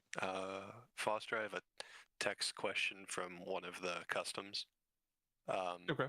Without giving away too much here, it says, to do this thing at a point you can see within 50 feet, it remains in place and sheds light. Does remain in place include like on an object? Would it travel with the object, or is it like that's that point in space? I think it's going to be that point in space to differentiate it from the light spell. Because the light spell is the same thing. You can't cast light on an object? Yeah, you can. Oh, you can only cast light on an object. Yeah. You can cast light on an object. You can cast sunlight on a space or an object. Yeah. Neither one of them travel. Neither one of the actual spells travel. Light, I think, travels. Well, Okay. light, yeah, I mean, light I'll travels hold from on to an it. object, but yeah. Well, yeah, even the daylight spell just says if you cast it on an object that isn't being worn or carried, so literally can't travel with it. Kind of a bummer. What I'll happens hold if on it's to not being worn or carried and then you pick it up? I That's a don't know. great question, but it'll work out. It'll all work out. Should we like link arms, or did we just like say we're all going in and then let Ren disappear and then go home? We could hold a rope. We could hold a rope. Okay. Kinfath, do you mind? Oh, we're doing a rope. Okay. Well, I'll still ask. Hey, Kinfath, Yes. I'll like approach you and come like very close to you and say, "So I'm low-key terrified of this. Do you mind if I am in front of you, and then you can kind of have my back?" Absolutely. Okay, thank you. And she'll get in line wherever Kinfath is next I think we should on that rope line. tie a rope to Kinfath out the front and tie a rope to Kinfath out the back. So Kinfath in you're the middle. the anchor of the ropes. Kinfath's just in the middle. ropes. We tie 2 ropes to Kinfath's torso, and one goes Gotcha. forward and one goes backward. I see. Okay, gotcha. Are you down for that? Why not? He's gonna start running around like. Yeah, but if Dragging we like, behind him. if we fall into a hole, it's just like the rot, and we're good. Mm. Why not? I'll also drink that dark vision potion, by the way, Foster. Oh Word. yeah, I should probably do that too. Dibs on the caboose, and I'm gonna tie the end of the Those- rope to my torso. Perfect. I was about to say one of us should go in the front, one of us will go in the back. So I'll go in the front with Ren then. I'll be in front of Vesper. So behind me or in front of Willa is what's left. Right? But one of those will be the same thing. I'll be behind Kinfath in front of Vesper. Is that what? No, in front In of me. front of Finnan. In front of Finnan. In front of Finnan. In front of Finnan. Yeah. I'll be there. So it's Okay. Ren, So then who's in front? Ren, right? Ren. With Kaelinor, sure. I'll be a step behind him with my light up. Word. And Keelanor, Then Willa, Willow. me, Maeve, Finnan, Vesper. Where's I wanna- Matute and Terry? Oh, Matute and Terry are here. Terry, god damn it! And I want a detailed third-person narration. You know what? Lute's worst fear. Matute and Terry will be one from the back, I guess, if that is okay. How dare they steal my spot? And then we'll just quietly get in line.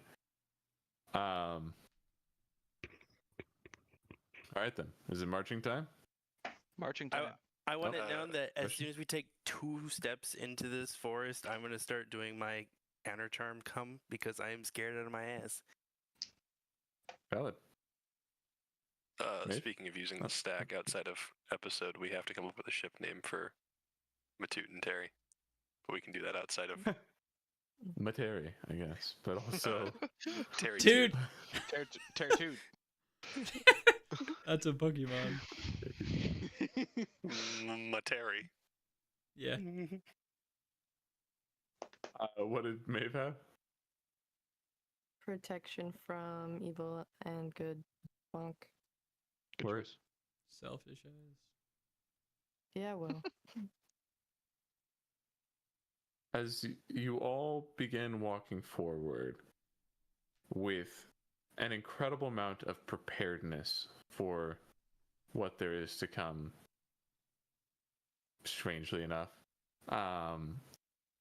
you It doesn't work. You are surprised. Begin to you get past the space where the light no longer shines, and you only have these small pockets of being able to see just each other. Everybody give me a perception check with disadvantage. Even Unless you have some reason to give it advantage otherwise, then you can roll flat. Oh. Damn it. Oh, nice. Double 14s. I rolled a natural 20 and a 9. A 24. bless is a D4, and you can use it on whatever, but Isn't it? I thought it was attack rolls and saving throws. yes. I'm actually going to strike Ren's check from the record. You do not need to make a check. Damn. Oh, lucky you. Stricken from the record. Well, thank God I rolled a 2. I rolled My- Who my rolled awareness above stat. a 15? I did. I rolled 14. Okay. I rolled a You- 24. You three, and out of the corners of your eyes, swear there are faces in these trees. And you can see them every time you're not looking at them, but every time you glance over, there's nothing there. Starts singing louder and says it words in my ah. As we walk, Maeve is gonna keep touching nearby trees and seeing if they all yell at her, and occasionally saying like, "I'm sorry, your forest is scary. Your bark is really pretty. As you all walk for just a bit longer, and you just see there's a single path that seems to just go forward as far as you can tell, with very tight-knit trees on either side, and there are some occasional spaces where you might be able to venture off the path, but not enough that you think you could go very far. And the roots along the ground are tangled up, and it smells like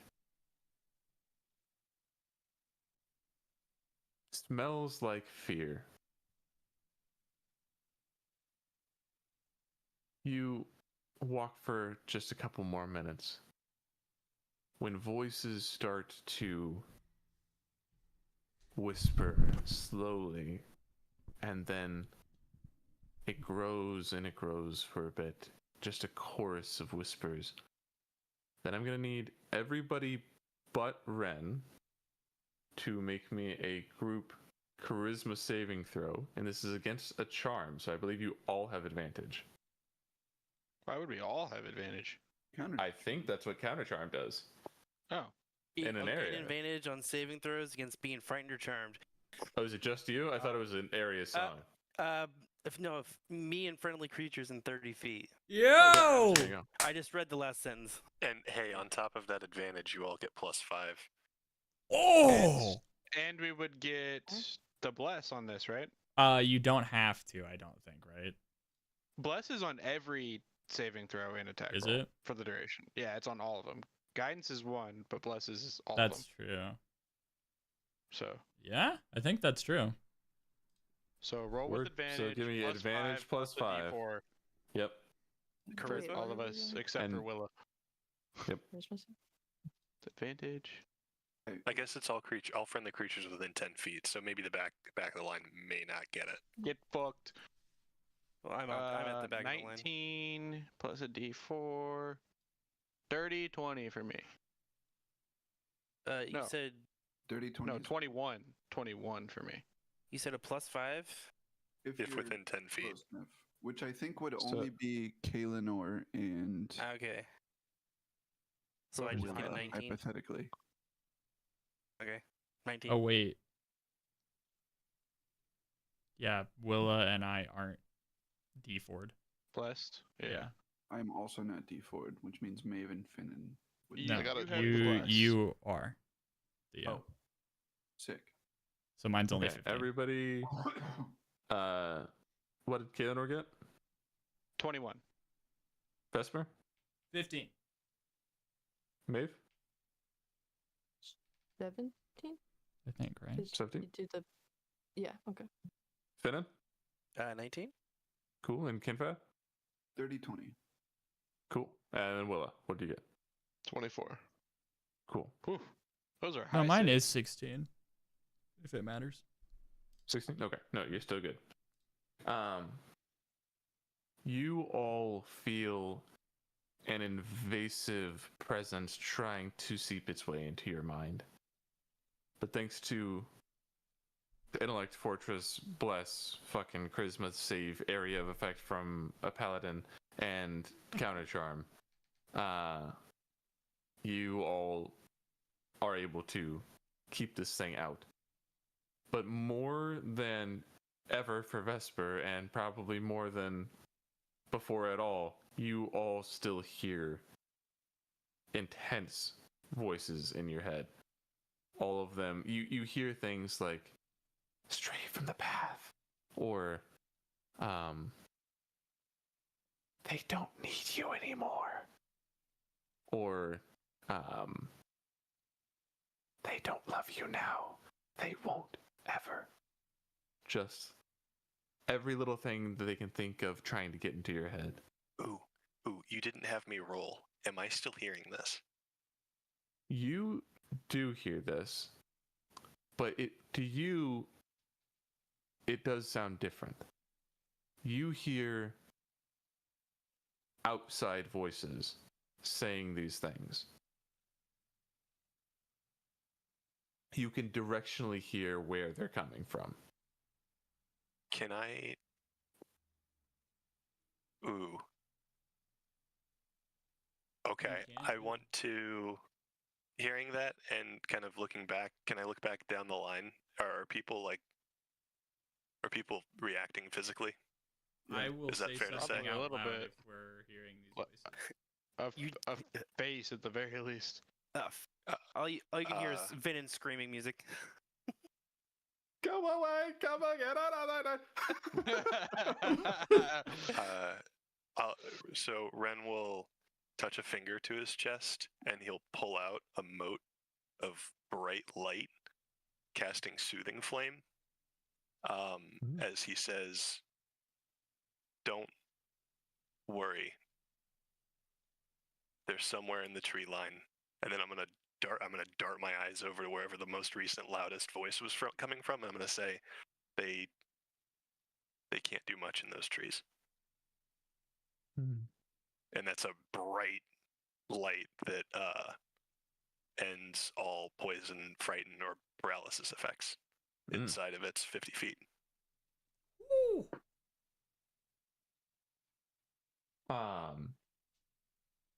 Which is incredible. And you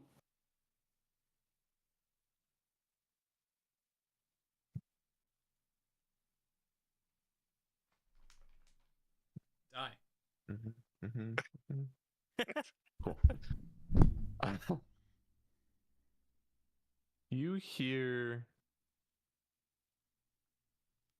still an almost endless cacophony of voices, but just Ren can make out in this sea of sound. It is him. Fall back to camp. And slowly, these voices start to subside. From all of us? Yes. Let's go. You are left alone in this dark tunnel of trees. Hey, did anybody hear voices?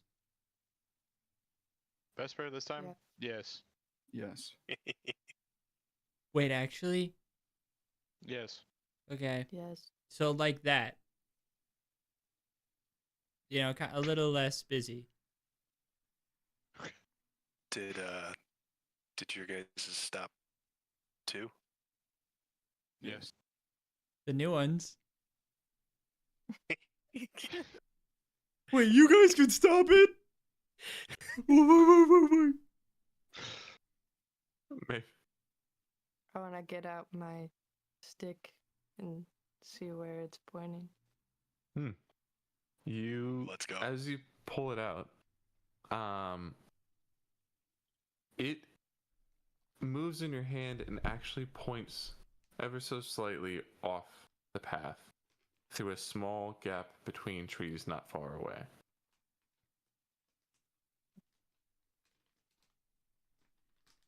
Who's next to me again? I am. And Finnan That is. then Finnan. Yep. Or wait, no, Matut. No, I guess, Finnan yeah, first. Matut and Terry are there. I thought Wait, Finnan was in front of Matute. Yes. Because Oh yeah, yes. it goes Kinfeth, Maeve, Finnan, Matut, second to last, Vesper. Vesper. last. Oh, okay. Matut Terry He's Vesper. Matut, Terry, Vesper, yes. They take up the same square. They do. How Yeah. did Matute roll? Yeah, how did Matute roll? Is he trying Head to walk over away from heel. us right now? Is Matute a paladin? He was. He's since been changed class-wise. You see, basically until Ren puts out his light of flame, Matute is fucking tripping. Like you see, like his hands on the side of his face as he is like almost like tugging against the sides of these ropes, trying to move somewhere that he can't.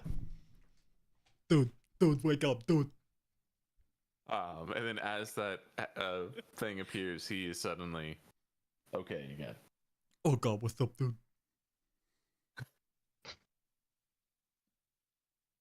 Well, I suppose we continue. After that happening with the stick, Maeve is gonna say, "Can like if I just talk normally, can everyone hear me? Or do I have to just What? talk to...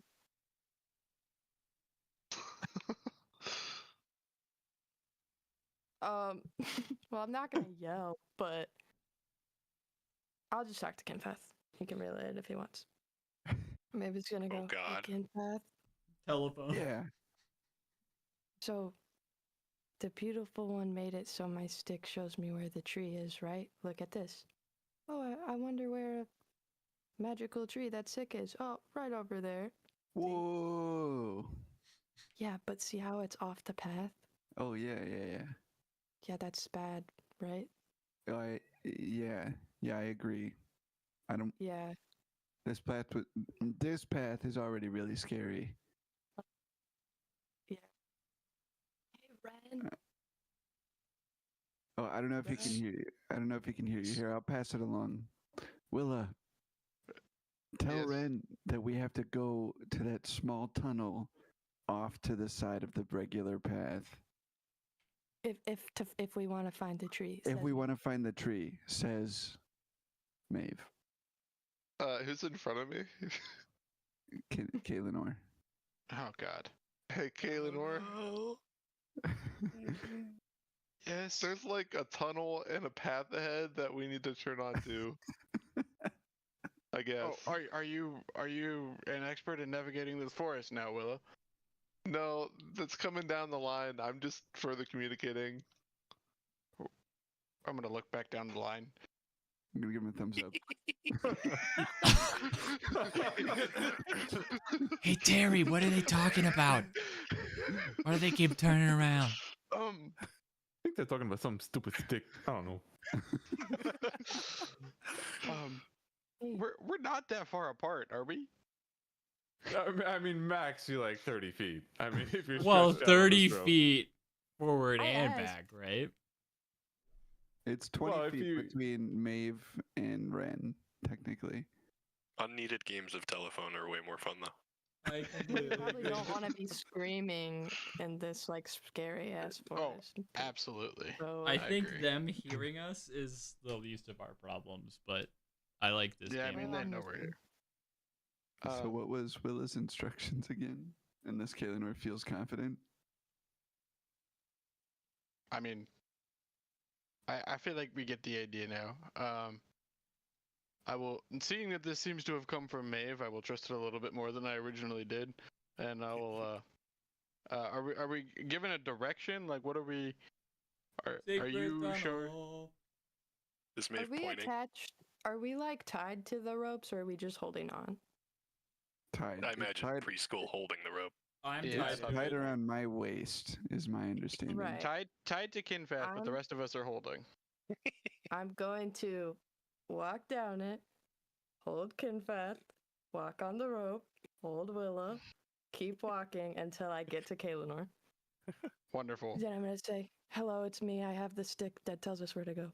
And then she's gonna go like this and say, "Look, it points over there, That it does. off the path." Yeah. The Yeah. same Oh, so- direction the scary voices wanted us to go. Right? Yeah. Huh. That's a tough one. Ren? I think I was a little more confident when I thought I was listening to Maeve, not a stick. Okay, this is the beautiful mean- one. Yeah. That's the All right. beautiful one. Oh my god. The stick is no. She like made it all cool. Watch, like, oh. My I wonder apologies, where, your boom, sticky gorgeousness. points over there. And as it points, I'm gonna Vaporized. react. It's like, oh my god. Yeah. So. Is it genuine? No. It's a cool stick, but them like, off. it could just be a parlor trick, you know? Dude, she's gonna hand it to Ren and be like, "Okay, feel it pull." Fine, I'll take the stick. Oh, I'm gonna take your stick. I got your stick. Oh my gosh. Is it? Pull? Okay, fine, fine, Yeah, fine. give it's it back, a cool. bitch. Yeah, here's.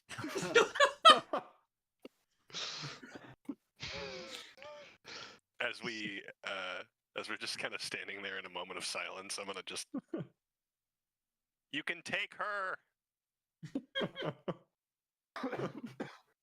All right, so Then Are you we won't find the following? tree. are we following the path or are we following the stick? Dick. I feel a little more confident following the stick off the path if the voices aren't telling me to do it. Dick. I would like to stay on the path. Like, what if we follow the path and see where it comes out to? Maybe the path turns and goes that way. What if we can't This- get back? How much of a path are we actually on, or is it literally just an opening in the trees, and then there's It's another opening in effectively- the trees? Effectively, it is a wider opening in the trees. It seems to be designed for people to in. You know what? I'm gonna have you roll for some information instead. Okay. You can give me survival. Can I For give you survival? Could it be not survival? Could I it give you can be survival? survival. Can I give you survival? Fucking. What are you Keelan trying to should ask- survive? Kinfat. I'm gonna use my inspiration. There we go. That's decent. 19. Let's go. Good. You survive. Looks as if this path has been intentionally like you track what appear to be pollen tree or trees that have been pulled out of this path as if to intentionally leave it for adventurers to use. The one that This- we're on. Yes, and it is like probably 15 feet wide. Like but the it Parks looks like it Department? is an intentional path. Yeah, With like trail markers. But then, this gap between trees is maybe 5 feet, and does not look like an intended path. It is just there happens to be space there, and that's the way it's pulling you.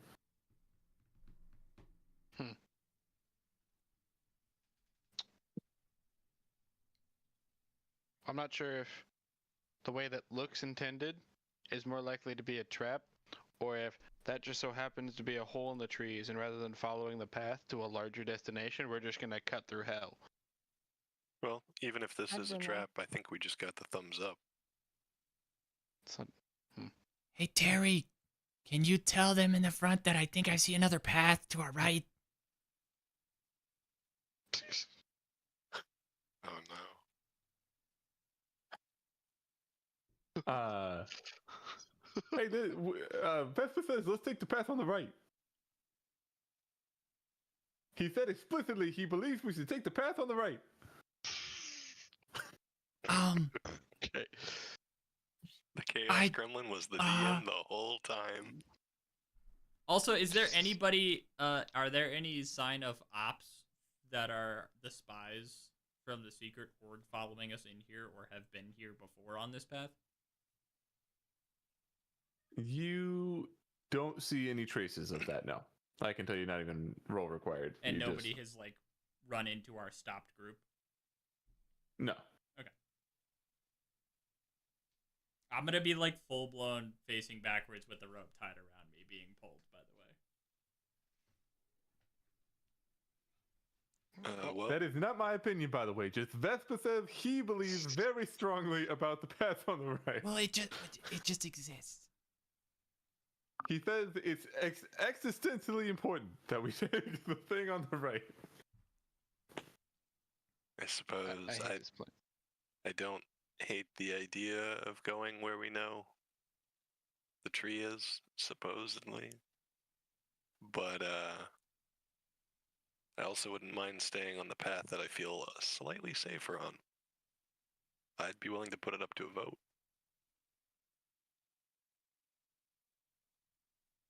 Okay, raise your hand if you want to stay on the path. I don't know what to Okay, vote raise for. your hand if you want to go towards the tree. My hand's going up. Willow will raise her hand. I guess we go towards the tree. Terry will raise his hand and Matthew Why will are we abstain. raising our hands? To the tree. Here. Oh boy. Through the trees we go. All right.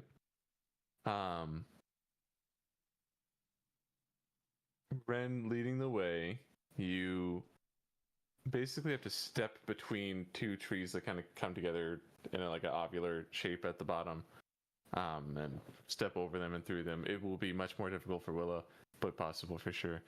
Let's go. We'll just pick And- up the rope so that she gets pulled up to like our waist. Yeah, just holds on to it. Pull her over. She'll be like, "Thank you." As you get through this set of trees, I need just you to give me perception with advantage. It's me. Is you me? Yes, Ren. Do you think before you, me, am? What? I got double 16s for a 15. That is a crit and hope. That's a good omen, I hope. With as you round through another tree in what is becoming a very thin, winding little path that you have to step over one log and step over a bunch of branches another way and step through some roots, you peer around a corner and you get this feeling that you're seeing something that you're not supposed to, as you see a small garden in a tiny clearing of maybe 20 by 20. And at the other end of this garden is a woman who has your same shade of skin. Very gray, pointed ears, white hair. She does not yet see you. Am What I do the you- only one that I like? Am I the only one seeing this? So far, you're in the front of the group, and if you want to keep moving forward, you can, but you would see this just as you get around the corner.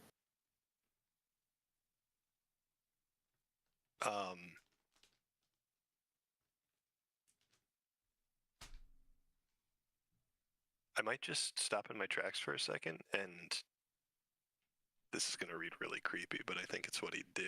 I think I'm just going to stop for a second, as silent as possible, and watch for maybe, call it 5-10 seconds, and maybe if I even can make it to the 5-second mark or something unnoticed, I might just start I might touch the tip of my right ear, just kind of in a recognition. I don't know. I think running through his head is just oh.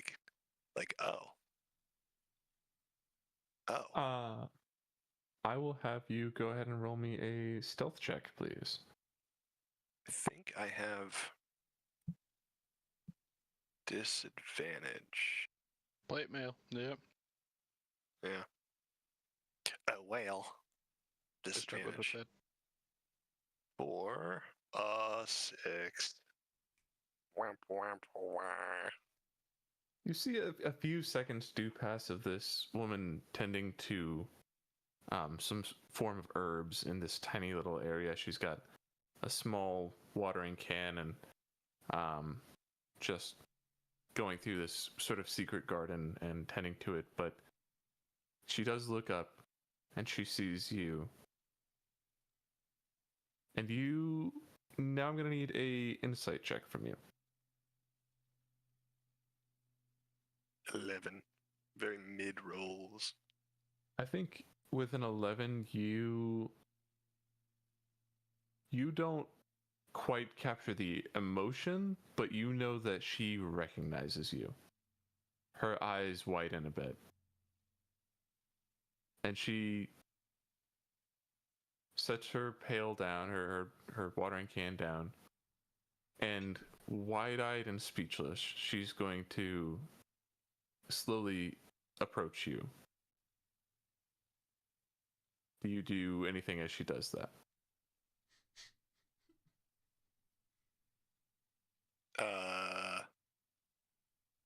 Fireball. I'm kidding. That's my job. Over your shoulder. He does have fireball now.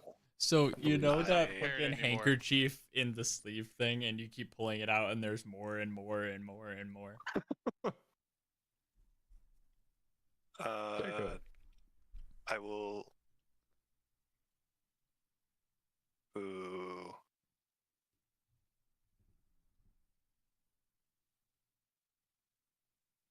Is it potentially dangerous to use a spell? I'm thinking about command stop or hold. I don't know who this person. I don't know. I'll recoil a little bit. I'll take a half step back, and I won't say anything. I'll see what happens. She gets right up to you, like 5 feet away. At this point, anyone behind would know that you're stopping for some weird reason, but probably only Kaelinor would be able to see this person from this angle, through this tree line. She gets about 5 feet away from you and stares at your face for longer than is comfortable, and then reaches out a hand towards your face. How do you react? I think I'm further recoiling. I'll raise my hand to just not bat the hand away, but just kind of slow it or keep it from not touching my face, and just say, I don't know who you are.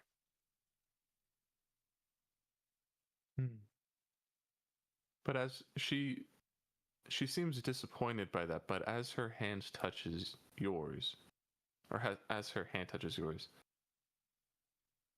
there's also a look on her face of realizing you are not an illusion. She sees that you are real. You have no idea who I am.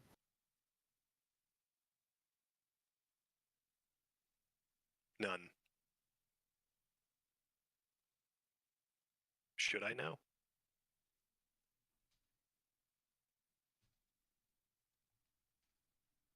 She looks around for a bit, and you can tell she's trying to make sure that nobody else is around. She sees Kaelinor, but is unconcerned. She's looking for other people like her.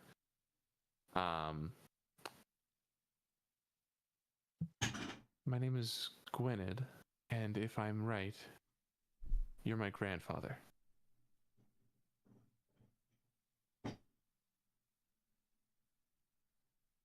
Huh.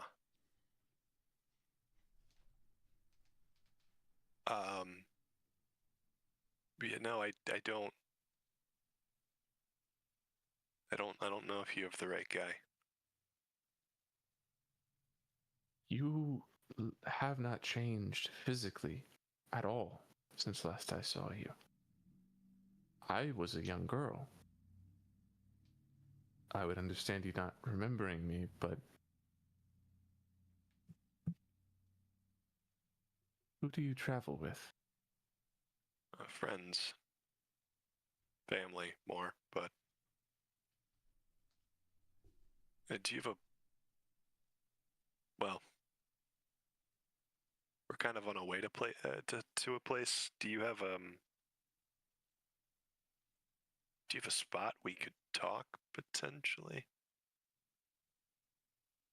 I have a small home away from the rest of the drow. They and I don't get along these days. But whether or not you remember me, I'd be honored for you to meet my family. Yeah, I mean, no offense. I know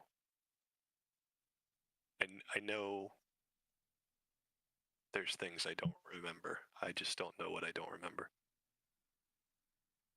Unhelpful, I know. Just don't take it personal. I don't know you from anyone else at the moment. But maybe if, maybe something will click. There might be a way to fix that, but first, please let's My eyes figure out what you do. rocket open. I can tell you're excited, but let's figure out what you do know first. please follow me, and all of you, as she like peers around this tree and gets a sightline. Now, for the first time, everybody can see this woman. All of you do try to be careful not to be followed. Yes.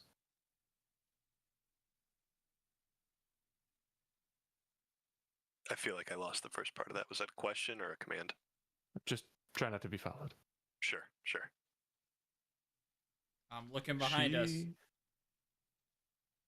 She touches a tree on the side of this little grove, and as she does so, the bark of the tree splits open, revealing a path inside this tree, like a non-Euclidean space. Like it is a full walkway inside this tree leading somewhere. Dick. Huh. I'll follow. Is it Heck at yeah. all similar to the tunnels that the rabbit took us through? Or were those actually physically present in the terrain? Those were physically present in the terrain. Okay. If the ropes are pulling, I'm a walking. So. Same. Yeah. Yep. But you're being followed, Confeth. I'll One shot. body slam Maeve. Actually, not there anymore. You left? Where did you go? I went up the rope. It is now Oh. Ren, Oh, you're in the Kaelinor, front now. Yeah. Okay. Maeve, Willa, Kinfeth. No, I just left. I walked Yeah, away. I was like, where did Mitsu, you Terry, go? Vesper. I'm out of here. Chilling back at the tavern. Down the main path, actually. I was like, we should go this way, guys. And I keep Psych. I've been curing the Bye. tree the whole time. What do you mean? She allows all of you to get through, and then she does step back and close the tree after looking around to make sure nobody has seen you enter. This is a thin path, again, like 5 feet wide, but it seems to be like a thin sheet of solid bark, as if it is somehow still the inside of this tree. And yet there is gravel along the ground, as if this is a intentioned path. You follow this for a bit before she gets to the other end and opens up yet another tree.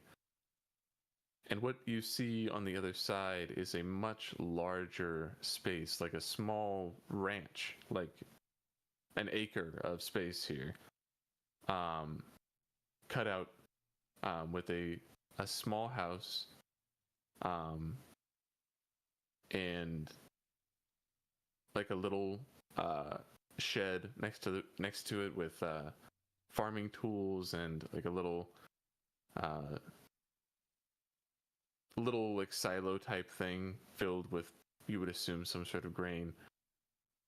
It smells.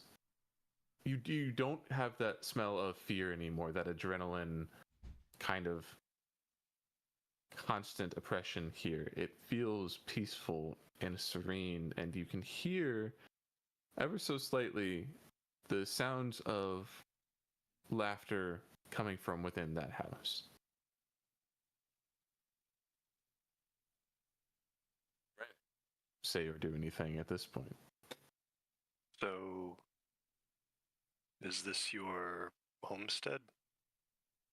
It is. It's a little bit away from the rest of the drow, but it's better that way. Yeah, my husband and son are inside. We'll sit at the table there. You have a great grandson? I guess. You If old Trump ass Ebenezer. motherfucker. I want the paternity test. Jesus. This could officially be the biggest generation chain. We've only had grandchildren present. Could be, yeah. You old ass motherfucker. Get me on an episode of Maury. Does anybody else do anything as you approach? Probably just in awe, personally. I I'd would like like to to- ask to be caught up.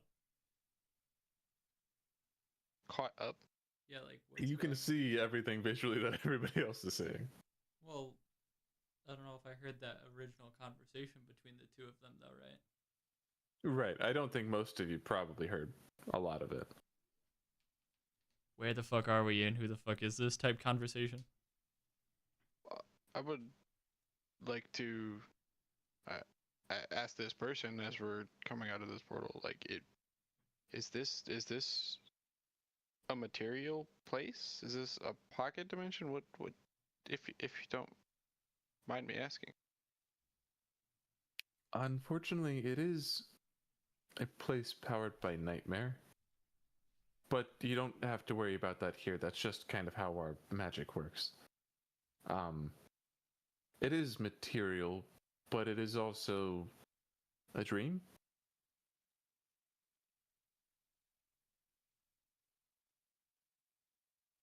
Interesting. You can take things from here. It is physical in that way, but you wouldn't be able to walk here without me. Huh.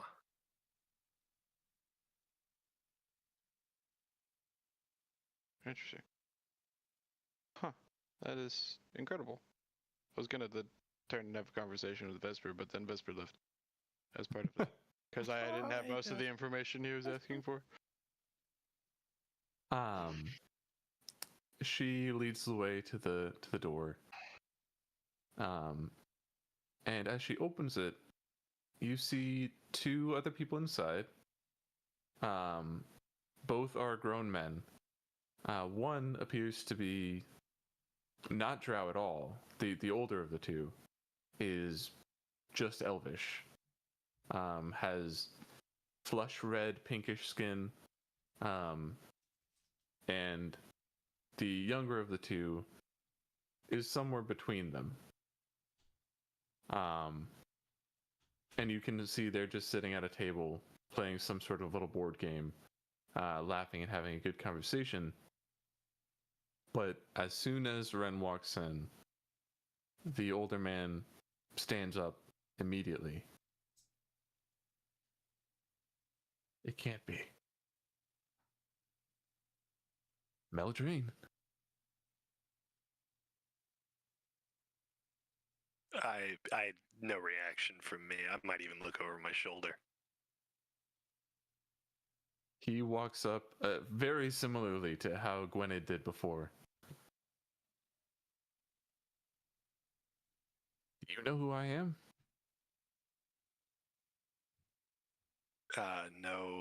No clue. Probably better that way.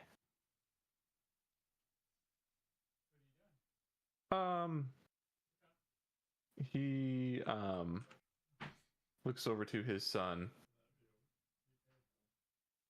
whose name I have in my notes too somewhere. Billy. No, I don't think it's Jonathan. Billy. That sounds silly. Actually, it's probably not that. It's Billy. Robert. Tryphus. His name is Tryphus. Travis. He goes, Tryphus, let's head to our rooms. All right, buddy. We'll leave them to talk. As he looks at Gwynedd trepidatiously. His son also heads back a small hallway off to the right, and you see them close some doors and disappear from the situation. What the rest of the room looks like is a small ranch cottage sort of place. It has nice little couches, a little table with a few chairs and a checkered tablecloth. You see a small little kitchen with some coal burners and some white painted cabinetry above it. And it's only this one hallway that leads off to the back side of the house that has a couple of extra doors back there. There's a lot of very cottagecore-y decoration of like the rugs are very decorative and there's little plants everywhere, and it smells like somebody has probably been baking recently. But she then looks at you. Gwyneth looks at Ren and says, "So you don't know your name?" Ren. Ren, he says a second time a little more confidently.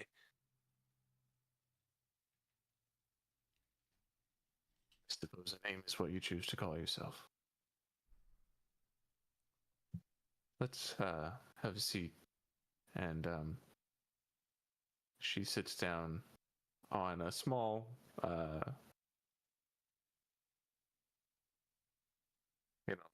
well, like a dad chair, if you will.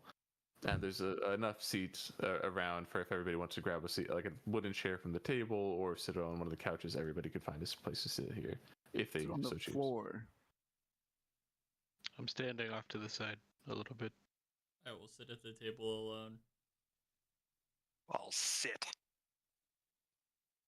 I will sit on the couch. Finnan just over there like.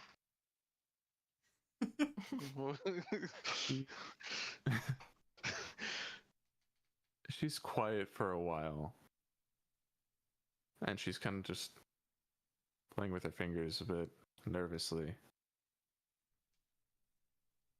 Do you know anything about this place, or who you were? I've gotten the idea over the last month that there were pieces that I was missing that were kind of pointing me back here. There were some names and stuff thrown around too, but none of them made much sense.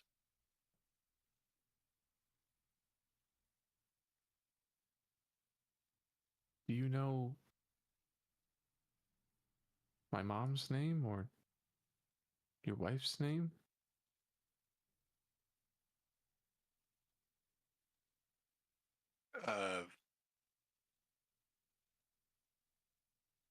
What did you say your name was again? My name is Gwyneth. Gwyneth. Gwyneth. Oh. And Throvius. That's my husband, yes. He was the older gentleman that just left. Throvius Blackhand the Second. And his father, Throvius. That's... Yeah. No, I think,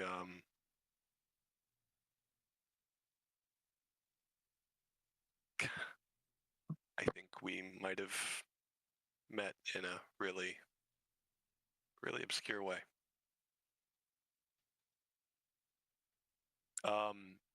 No, I don't. Those, I guess your three names are about all I know, and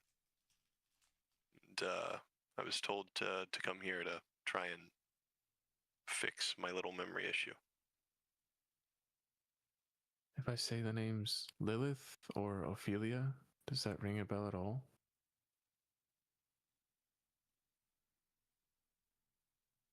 No. I'm sorry.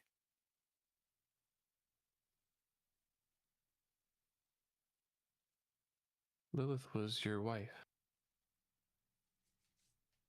She passed some time ago.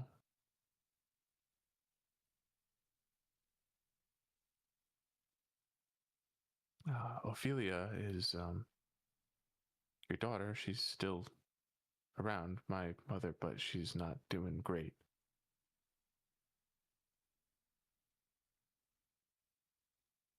And she's where?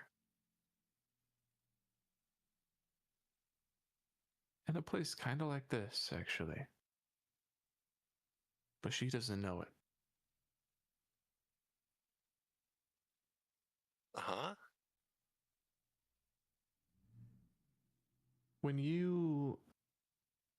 When Meldrain left us, your wife took over as our leader. When she passed, Ophelia was married to a man named Druval. They ruled together for a while until Druval turned on her, and she is locked away in a place much like this, unaware that she isn't in reality. Our people don't know that, and the only reason why I'm back in this godforsaken place is to try to help her, but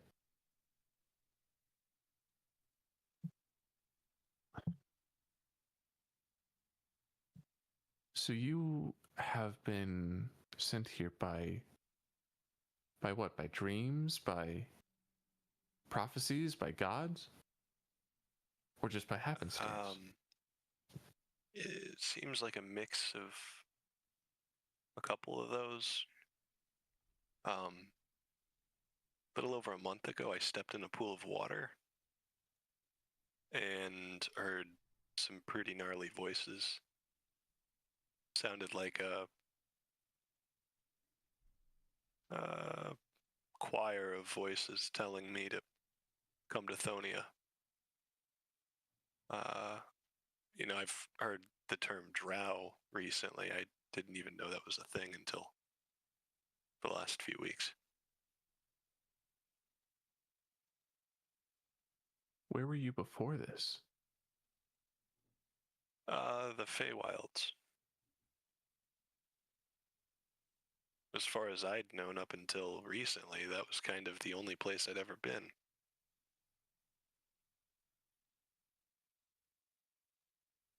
All of you from the Feywilds? She says that to the room. Just me.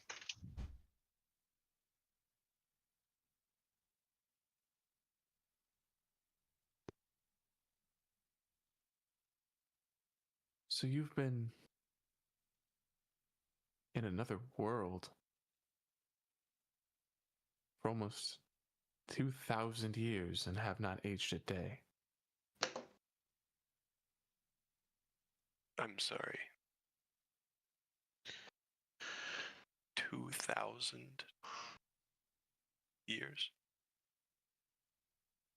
I thought I was old. You are. Well, it's not quite 2,000, but it...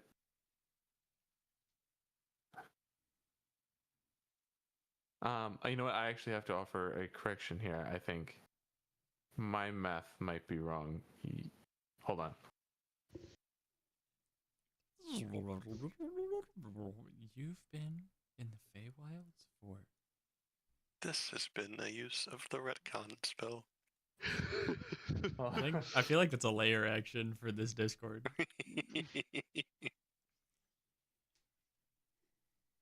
Yeah.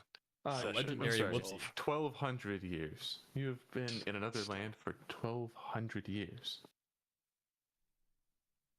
My Damn it, small. I thought Kaelinor was old.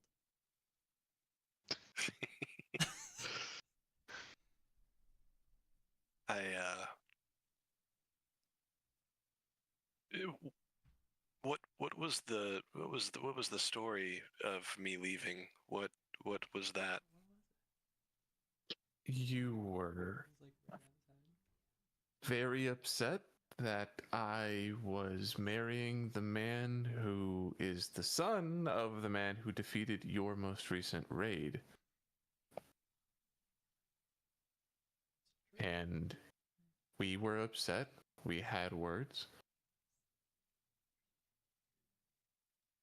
But I was having a child, my first child. It was long past. And you stormed off looking for answers. You went to our pool of memory and never came back.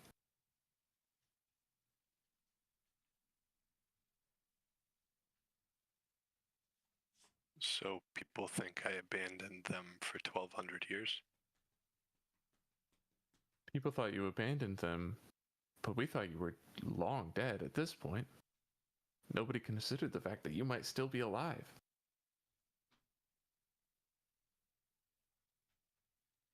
My, Lilith. Did she die naturally? In a sense, it was an illness that we couldn't cure with magic, but not foul play, if that's what you mean.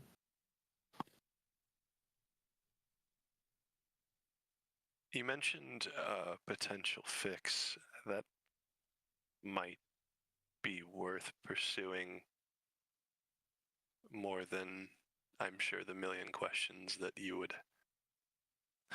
begrudgingly answer. What does that look like?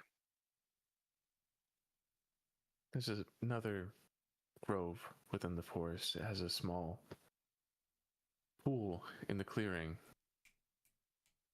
There used to be a being that obstructed the way to our special place, but if you jump into that pool with the intention of seeing the other side, well, you will. But I have no idea what you'll see down there. Normally it is a place to relive our memories. For you, if you don't have memories, I don't know what'll happen. But it is certainly your best bet to figure this out. Seems like the best option I have. My friends and I, we came here, they came here to help me, but we all came here together to look for a tree.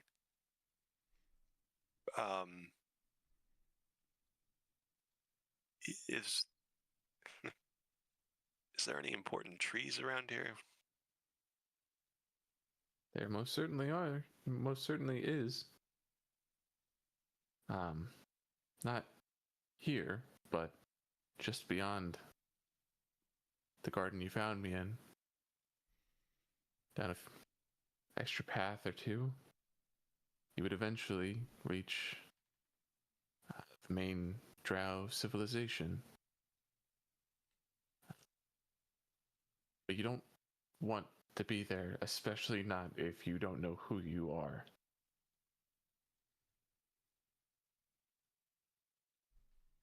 It's called Sultenebre. At least that's what we call it. Everyone outside just calls the whole thing the Dark Forest.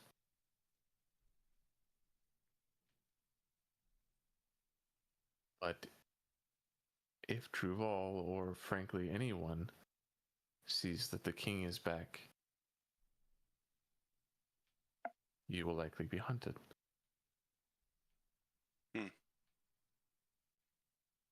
Well, I think I've already been seen.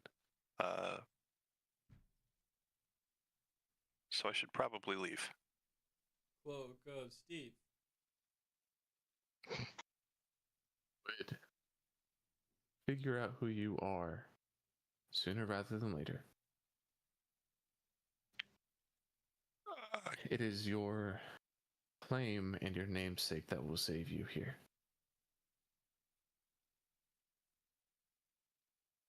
Can I look around the room and kind of get like a temp check? The thermostat on the Confeth's mind is boggled, and he is speechless. He does not know what to offer you in this moment.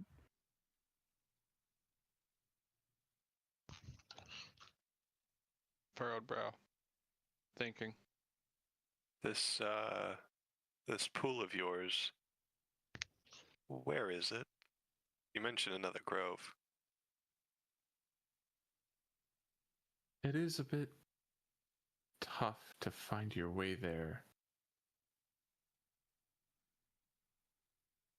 Normally, you would have been the one to take me. Otherwise, you arrive there via nightmare.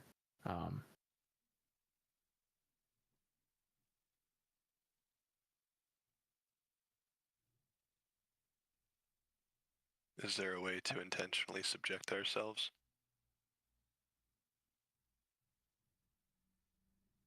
Well, Well, Or at least me. They don't have to. a hint of reassurance on Willa. I need to do this.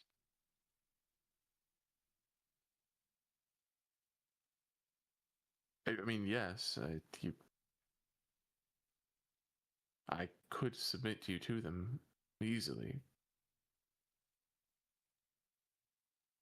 Once you're in there, you have to do the worst of worst things. You have to do the opposite of whatever you think is right. Give in to your fear, and only then will you arrive in the grove. I don't know what I have to be afraid of.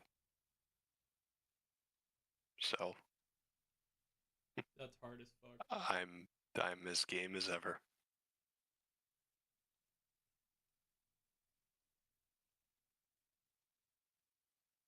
Any of you joining him?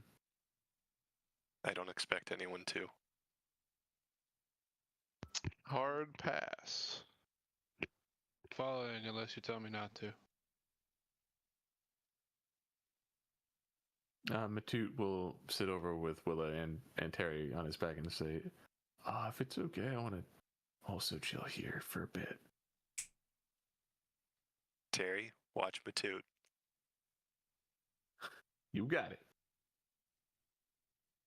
Confeth will have probably gotten up at the start of this part of the conversation and walk over to Willa and put a hand on her shoulder and kind of like look you in the eyes, not in a way that's like aggressive, but in a way that's like, I got your back. And I'll like squeeze her shoulder a little bit and not say anything, and then walk over towards Ren.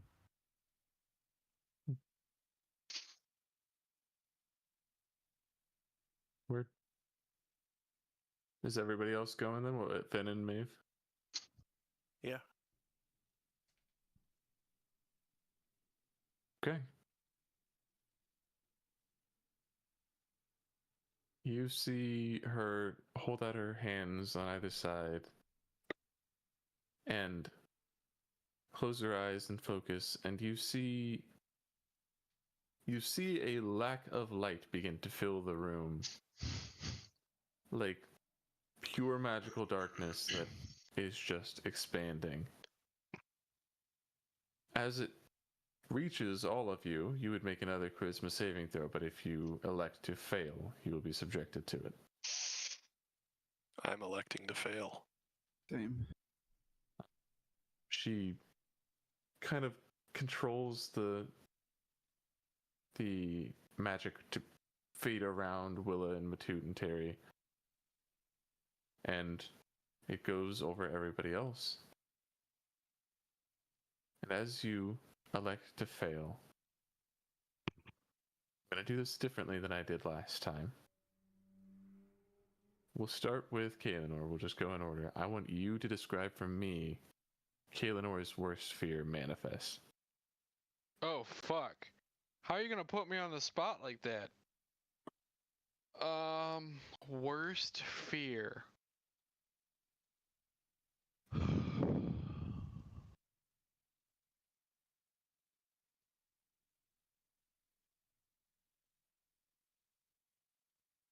Sorry. Thinking. I'm buying the rest of your time. You better start fucking thinking too. I'm on it. Foster, what do I see? You see this light overtake them, and as it fades, they are no longer there. And it's just these people left in the room with us. Yep, just you, Terry, Matute, and Gwyneth. Is Terry in the room with us? Yes, he is. I think Kaelar's biggest fear is not.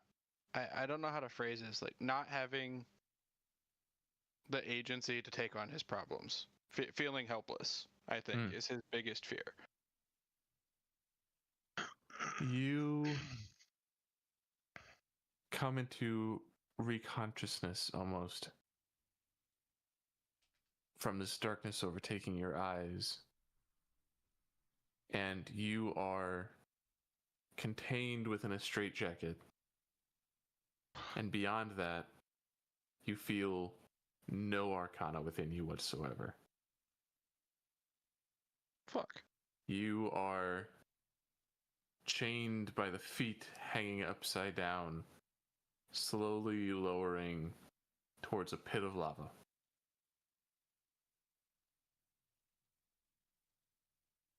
On your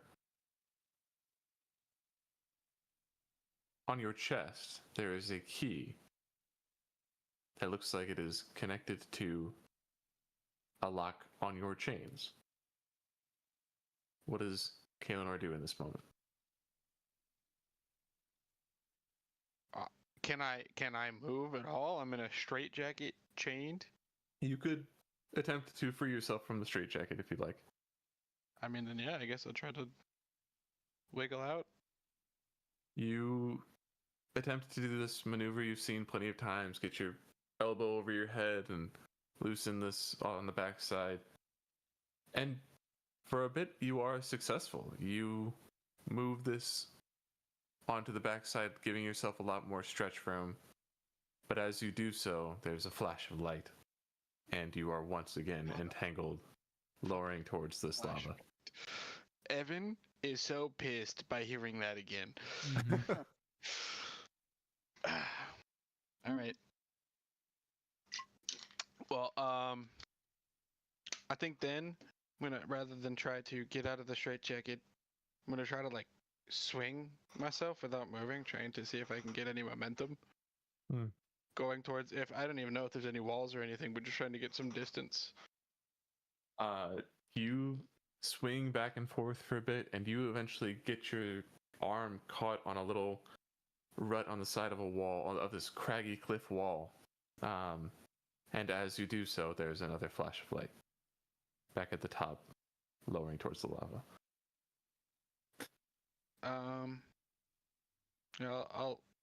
I think that there would be a few more frustrated attempts along similar lines, but I'll spare coming up with additional bullshit to try to do. And yes, I get reset. But then I think I'll think about what I'm forgetting her name. Gwyneth. Gwyneth. There's a lot of names you just said. What Gwyneth said, and I will remember that. Try to calm myself down and just kind of close my eyes and follow some of the practices that Kinfeth talked to me about meditating, and just kind of just sit there with my eyes closed and chill, not even look at what's happening. The chimes. You do start to feel an intense heat at the very end, but just before you feel any true burn, you find yourself in a grove, surrounded by impossibly dense trees with a small pool of water in the middle. We'll move down the line. Vesper, what is your worst fear manifest? I think Question there are a real quick. lot of. Yeah. I'm so sorry, Ryan. I'm sorry. I'm sorry. Is the prompt that we're telling you what our greatest fear is, and you make up the situation? You Or can are make we- up the situation for me, or if it's more abstract, I can do it. Okay. Sorry. Please continue. I think it's definitely more abstract when it comes to Vesper because he's experienced a lot of, like, his understanding of doing the thing you shouldn't do is kind of inverted in a way. Like, he kebabbed himself on the sword. You know, he like sacrificed that kid in the thing, and like, I don't know. So that's kind of fucking with him. But I think abstractly, it's like the idea of, like, he's seen his friends and some of the people in his party, and especially experiencing Ebenezer's mortality has kind of like grounded his feelings around this in a way. But he's seen like familial ties and like people with friends and like more fragile lives and like caring about that sort of stuff. And I think his fear is like, one, having something that valuable to lose, doesn't really understand that, but already fears losing it because he fears losing his friends that he does have, because it's happened so many times. But also like being the reason, like bringing the bad things to the people. I think he almost fears making the connections more than anything, and tends to keep himself not emotionally available, not vulnerable, out of fear.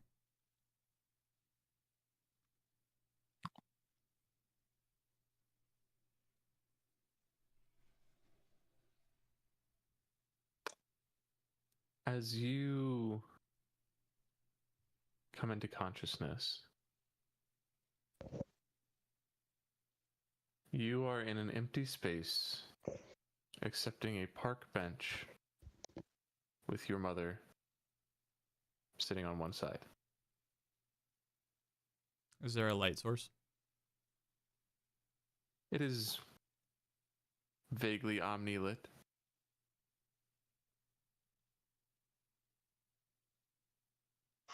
How far away is that bench from where I spawn? About 15 feet. Does she see me? She does. And as she does, I think she actually invites you to come sit. After a thick, tangible moment of contemplation, I'll approach the bench. Is this seat taken? Only by you. Shame. And I'll sit.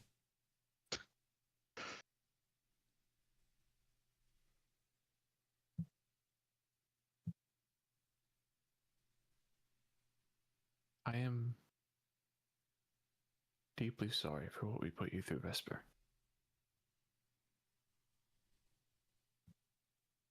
Me too.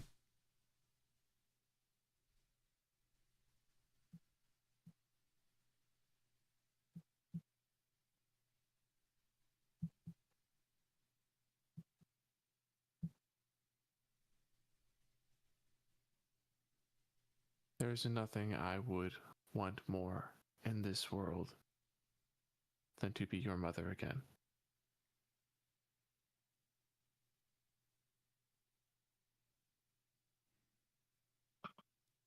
I thought a long time about what I would say to you if I got the opportunity, though I didn't have a face to put to it. Now that I do, it doesn't make it easier to put it into words. I don't hold resentment. I am who I am because of my experiences, and I'm proud of what I can do.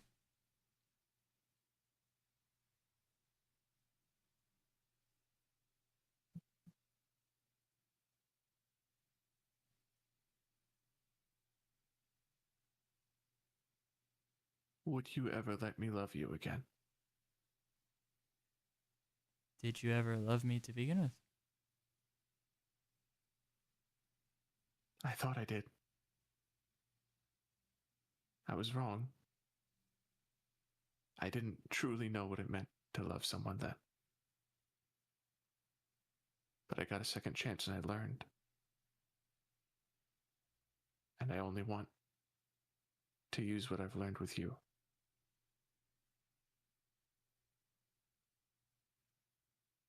I don't think that I need to feel it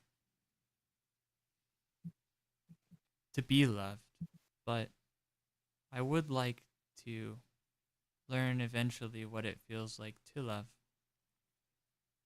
I'm understanding it from an outside point of view. It would not bother me.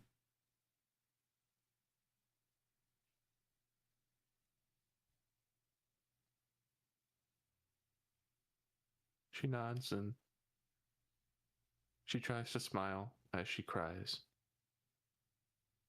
And you are suddenly in a small grove with impossibly thick trees and a pond of water in the center. Is Kalinar already there? You do see Kaelinor. Vesper Wait. emerges with a black tear. Wait, on this side. What is Maeve's greatest fear? I would like to describe my nightmare if I can, Please do. and feel free to. Are you like, gonna tell them about add- the dream you just told me about? No. Well, I can now that you brought it up, guys. I had a dream last night. I was at like this frat party, which I would never be at in my life. And I was like, what the shit is going on? And I was trying to get out of this house. So I was so scared and it was like bumping. And I was like, this is too much. And then I go into this room and it's you guys, all of you, and you're like chilling. And I was like, guys, can we go play D&D? And you're like, yeah. And that was the whole dream. Sick. But anyway. Very that's in not me. character for all of us to be at a party and want to go play D&D instead. Yeah, would it's a be deeper always- meaning somewhere. I don't know. I think that's Anyway. no flash Hard of to light. interpret that one. That's that weird dream. Anyway. But feel free to like add to it as like the NPCs and stuff if you feel Sure. so inclined. Okay. Sure. Yes. Maeve ends up back in Kalpara. She sees her mom, just the back of her, and she says, Mom, is that you? And her mom will turn around and she'll be like zombie looking almost with this like blight everywhere. And she'll say, you couldn't save us, Maeve. You couldn't save us. Not only that, you did this. You killed us, Maeve. And then she's gonna like back up and be like, I didn't. No, I just wanted to help. And then she's gonna like back into somebody else.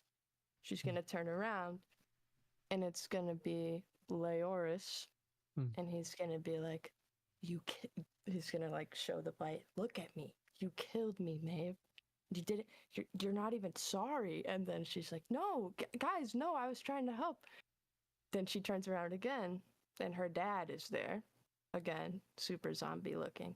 And he's like, I told you not to go, Maeve. I'm so disappointed. You could never be chief. You're terrible, and like, all that. And she's like, guys, I swear.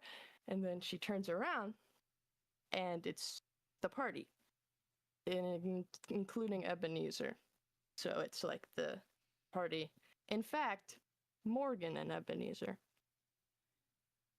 She turns around and she's like, guys, I'm scared. I don't know what to do. And she like runs up to them and they're looking at her like, ugh, and like backing away. And Ren will say, you're a monster. And they like keep backing up. And she's like, no, I'm your friend. And then Kinfath will say, I trust you, Maeve. And she'll be like, yeah, Kinfath, we're friends. And she'll go to like hug him, and he'll like blight and disintegrate. And she's like, no, I didn't mean to. And everyone's like, you monster, like you did this, monster. And then that's the dream. But Incredible. First of all, you can have a free point of inspiration to use at your leisure. But also, I think as that ends and Maeve goes, no, I'm sorry, I'm not a monster, there's a flash of light, and she experiences it all again until the end, and she's told she's a monster yet again. Does she do anything different at the end of it the next time? I think it would happen a couple of times before she would do something different. But for the sake of like playing that out, I think the last time she won't go up to confess when he says that like, oh, I trust you. Instead, she'll just like back up and be like, no, I'm sorry. You should just go. And as you do so, you stumble into a grove of impossibly dense trees. The pond in the middle, you see Vesper and Kaelinor. Finnan. What is Finnan's worst fear?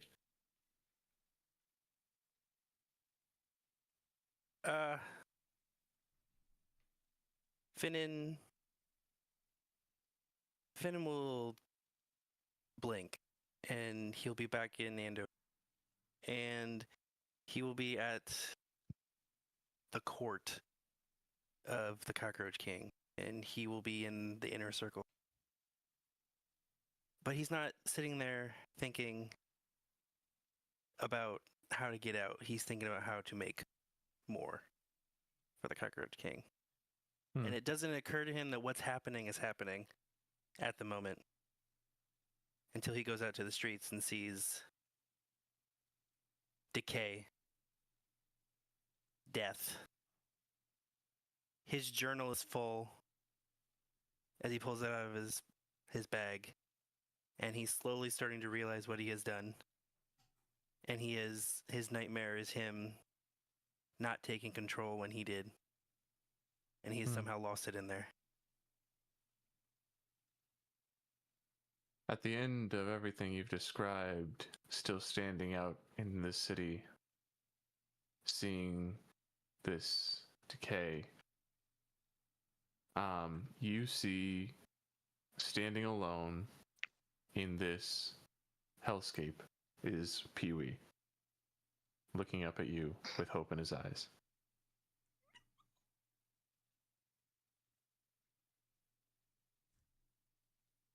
Smite him down.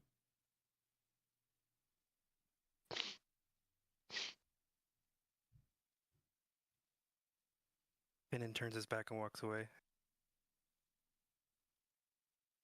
As you do so, there's a flash of light, and you experience it all again. Until once again, Pee-wee is in front of you. And I think at that point it occurs to Finnan the dreamscape that he's in the situation.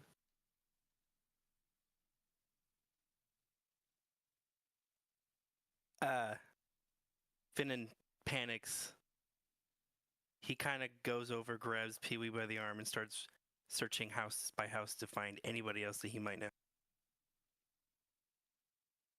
You look, and you look for anybody, but you see, hold on.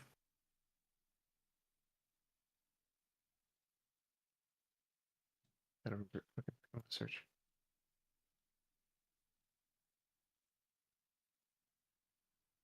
You see,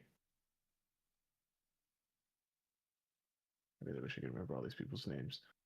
You see Aurora just split open and decaying on the ground. You see Ava. You see your parents, Claudia, Lucas, in each different house you go to. And you are sure it was done by your own hand. And if not yours, the man you serve.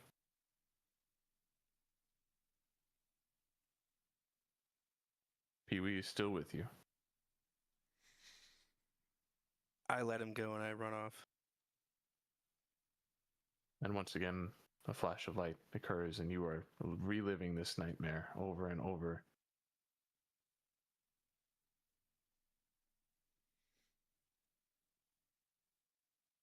Pee-wee once again stands in front of you, open his eyes. I just look at him and I go, "Tell me what to do." In accent, because I forgot. You hear whispers that are not in his voice. You know what to do.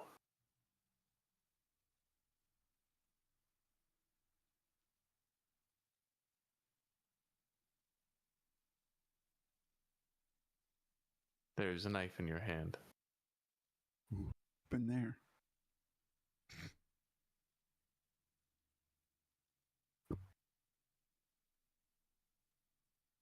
I look at it for a long time. I drop it. And you once again, flash of light, experience the entire thing. He gets back to it. Finnan falls immediately after the whole thing happens. He falls to his knees immediately, and he looks up at Pee-wee and he goes, "Why do I have to?" Give in to your fears. Finn looks at it. Looks at Pee-wee.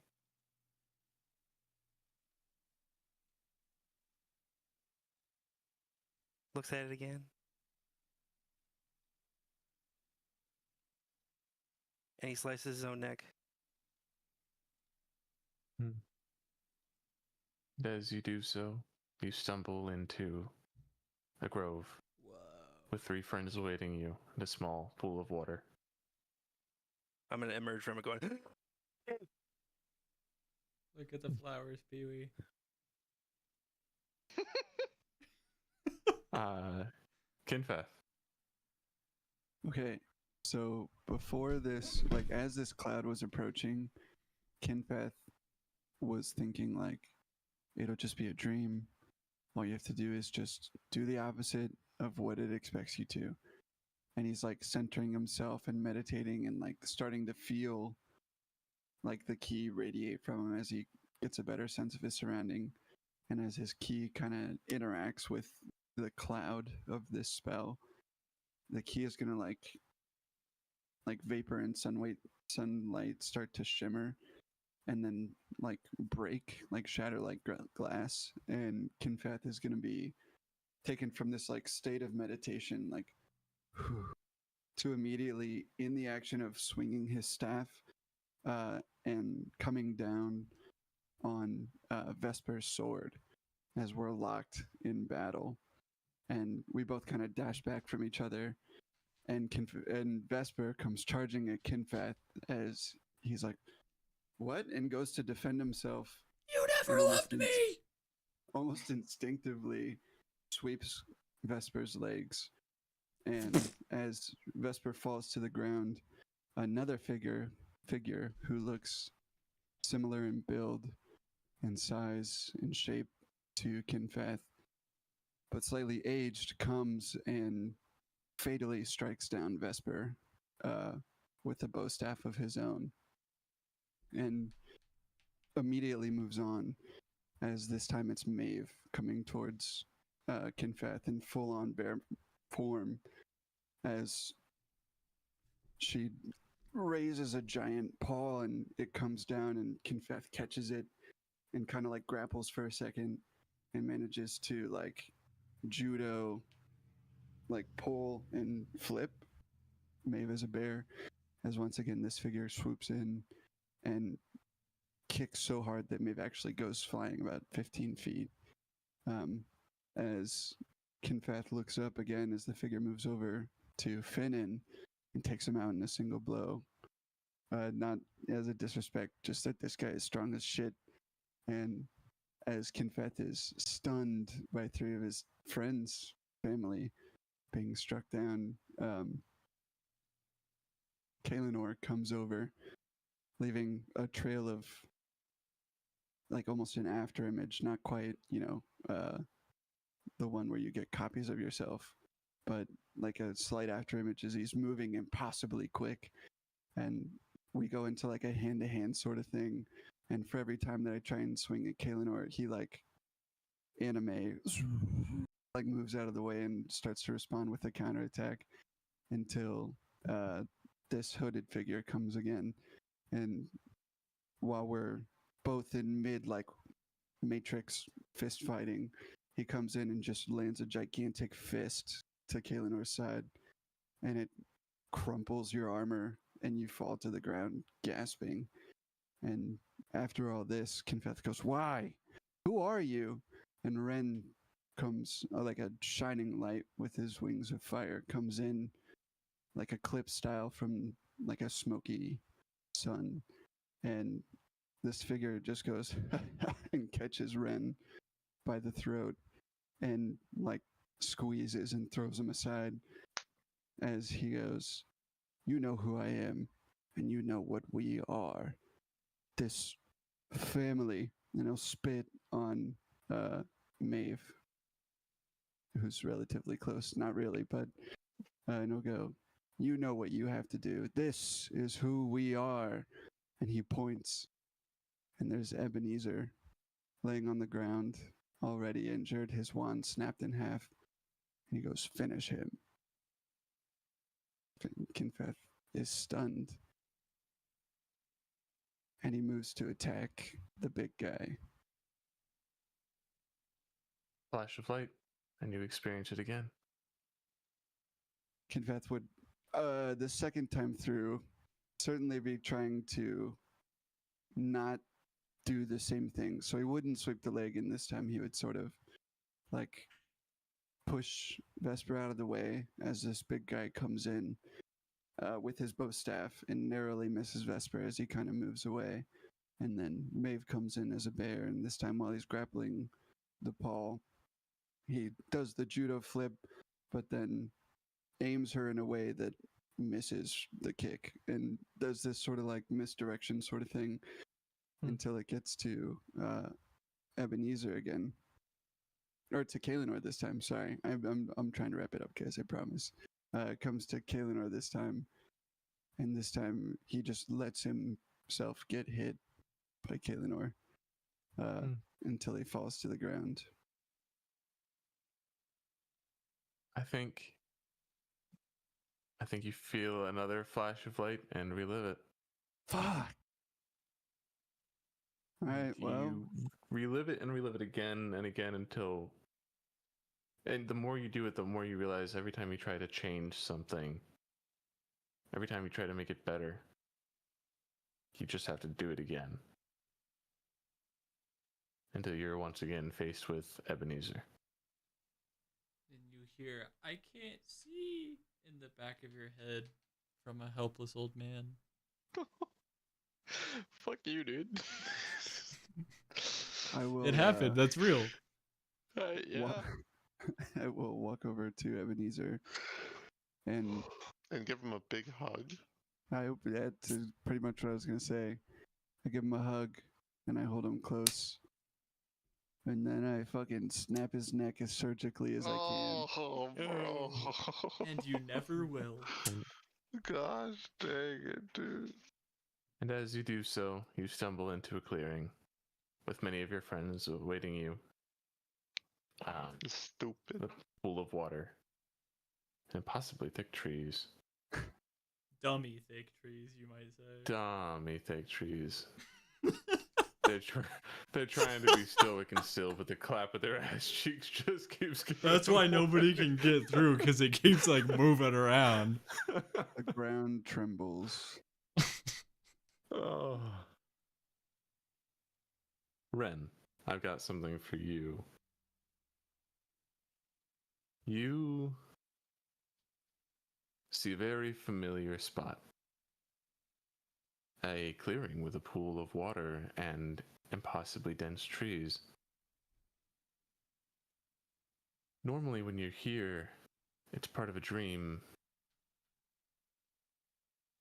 part of a nightmare that happens when you just try to go to sleep on your own. And it repeats the same way every time. You're never in control. Is that why you don't sleep? Here, you see the same thing. No one is around, just you, but you feel angry, deeply resentful. And at the edge of the pool is a dahlia. What do you do? I peer into the water to see my reflection. You peer into the water and you see grander regalia than you ever wore under Dahlia.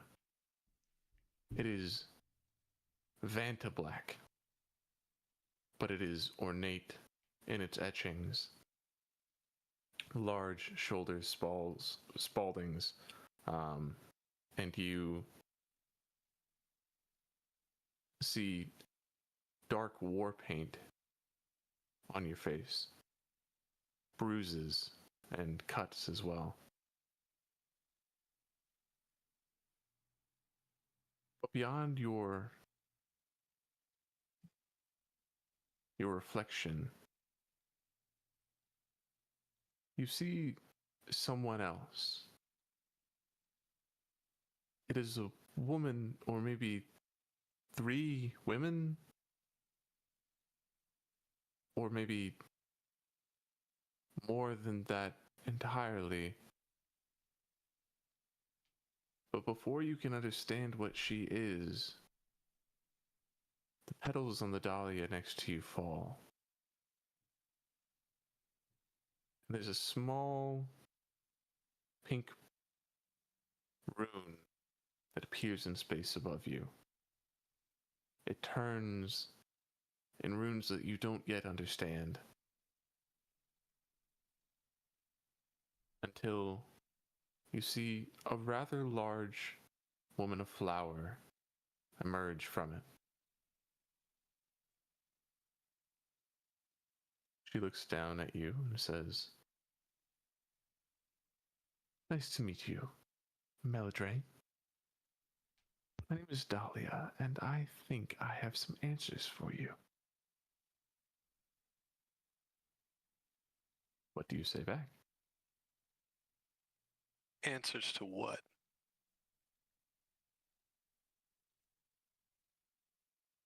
How to never fail again. How to be a better king, how to be a better man.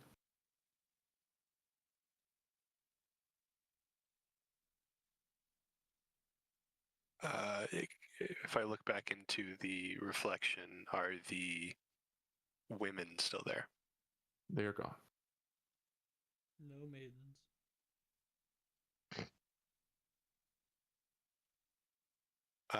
I'll spin around and look behind me. Is there anyone behind me?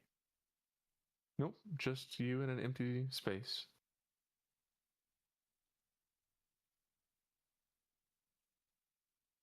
Surely there's a cost to these answers.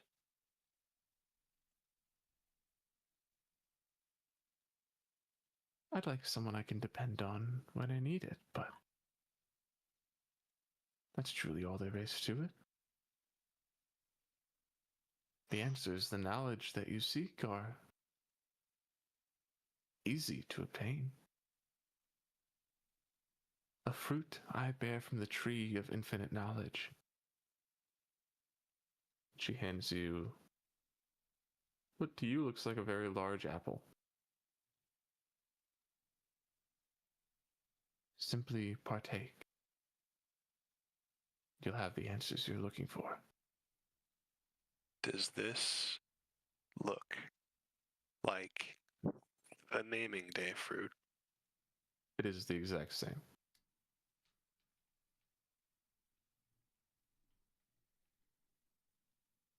I think I know all too well what this is at this point. And I'll look back up at Dahlia and just kind of looking over the apple once, will say,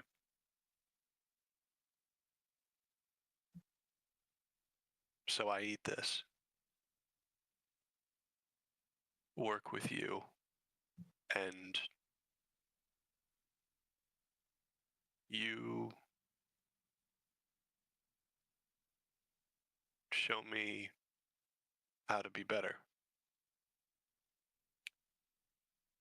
That's all it takes.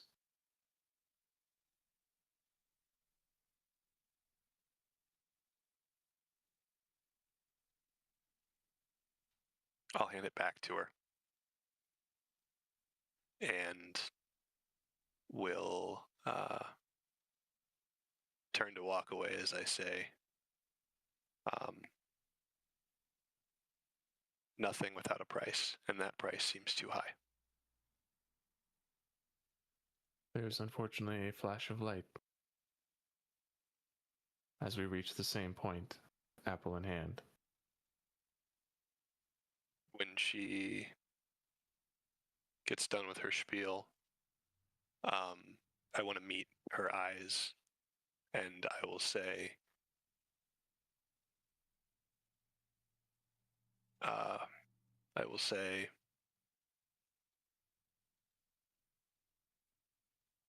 I've seen how this plays out once.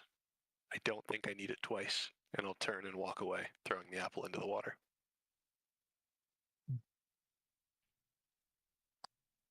And as firmly as Ren believes that, he once again is left in the same situation. I imagine many more times. This time, the second she reappears, I'd like to take a swing at her. And I'm throwing the fattest divine smite I can on top of it. Yeah, give me a roll to hit. Pissed at this point.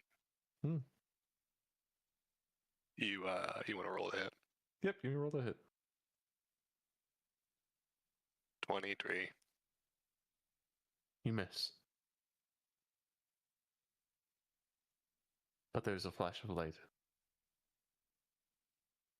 And you're once again left with a deal that you know is not right.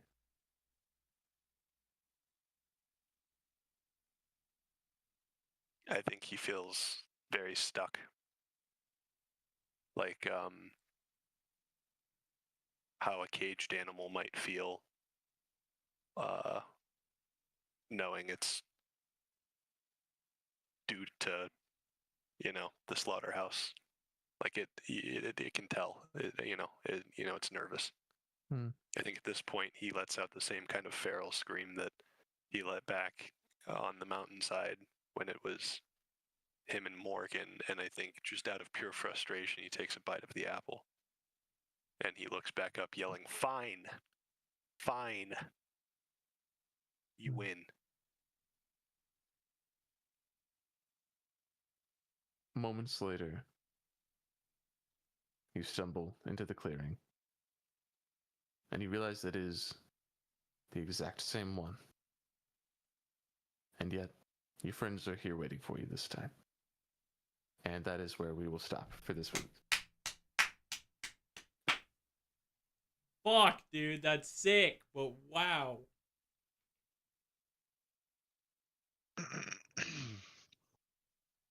Dick. I didn't get to do that last time. That's Fucking true. Bellex passing rolls and shit. You showed up right after that. It It's was a weird lot how more a flashy. black hand knew about the drow. That's odd. Crazy. Oh, fuck. Yeah, it's true. Yeah.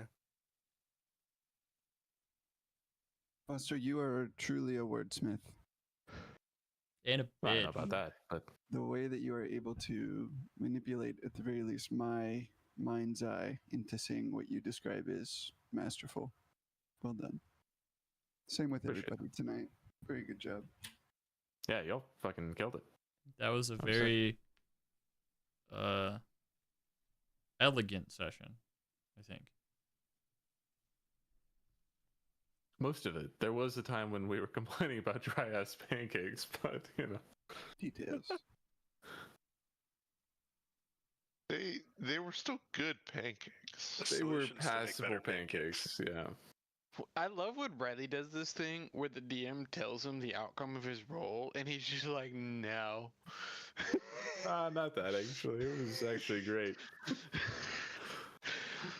Pancakes with a side of cope. Before we go any further, I think most people were okay for this Friday. I don't know if we heard back from Parker or Ivy at this point. That should be okay. Yeah, what is making? I tentative something, but I think maybe not. I will ask and get back ASAP. Radical.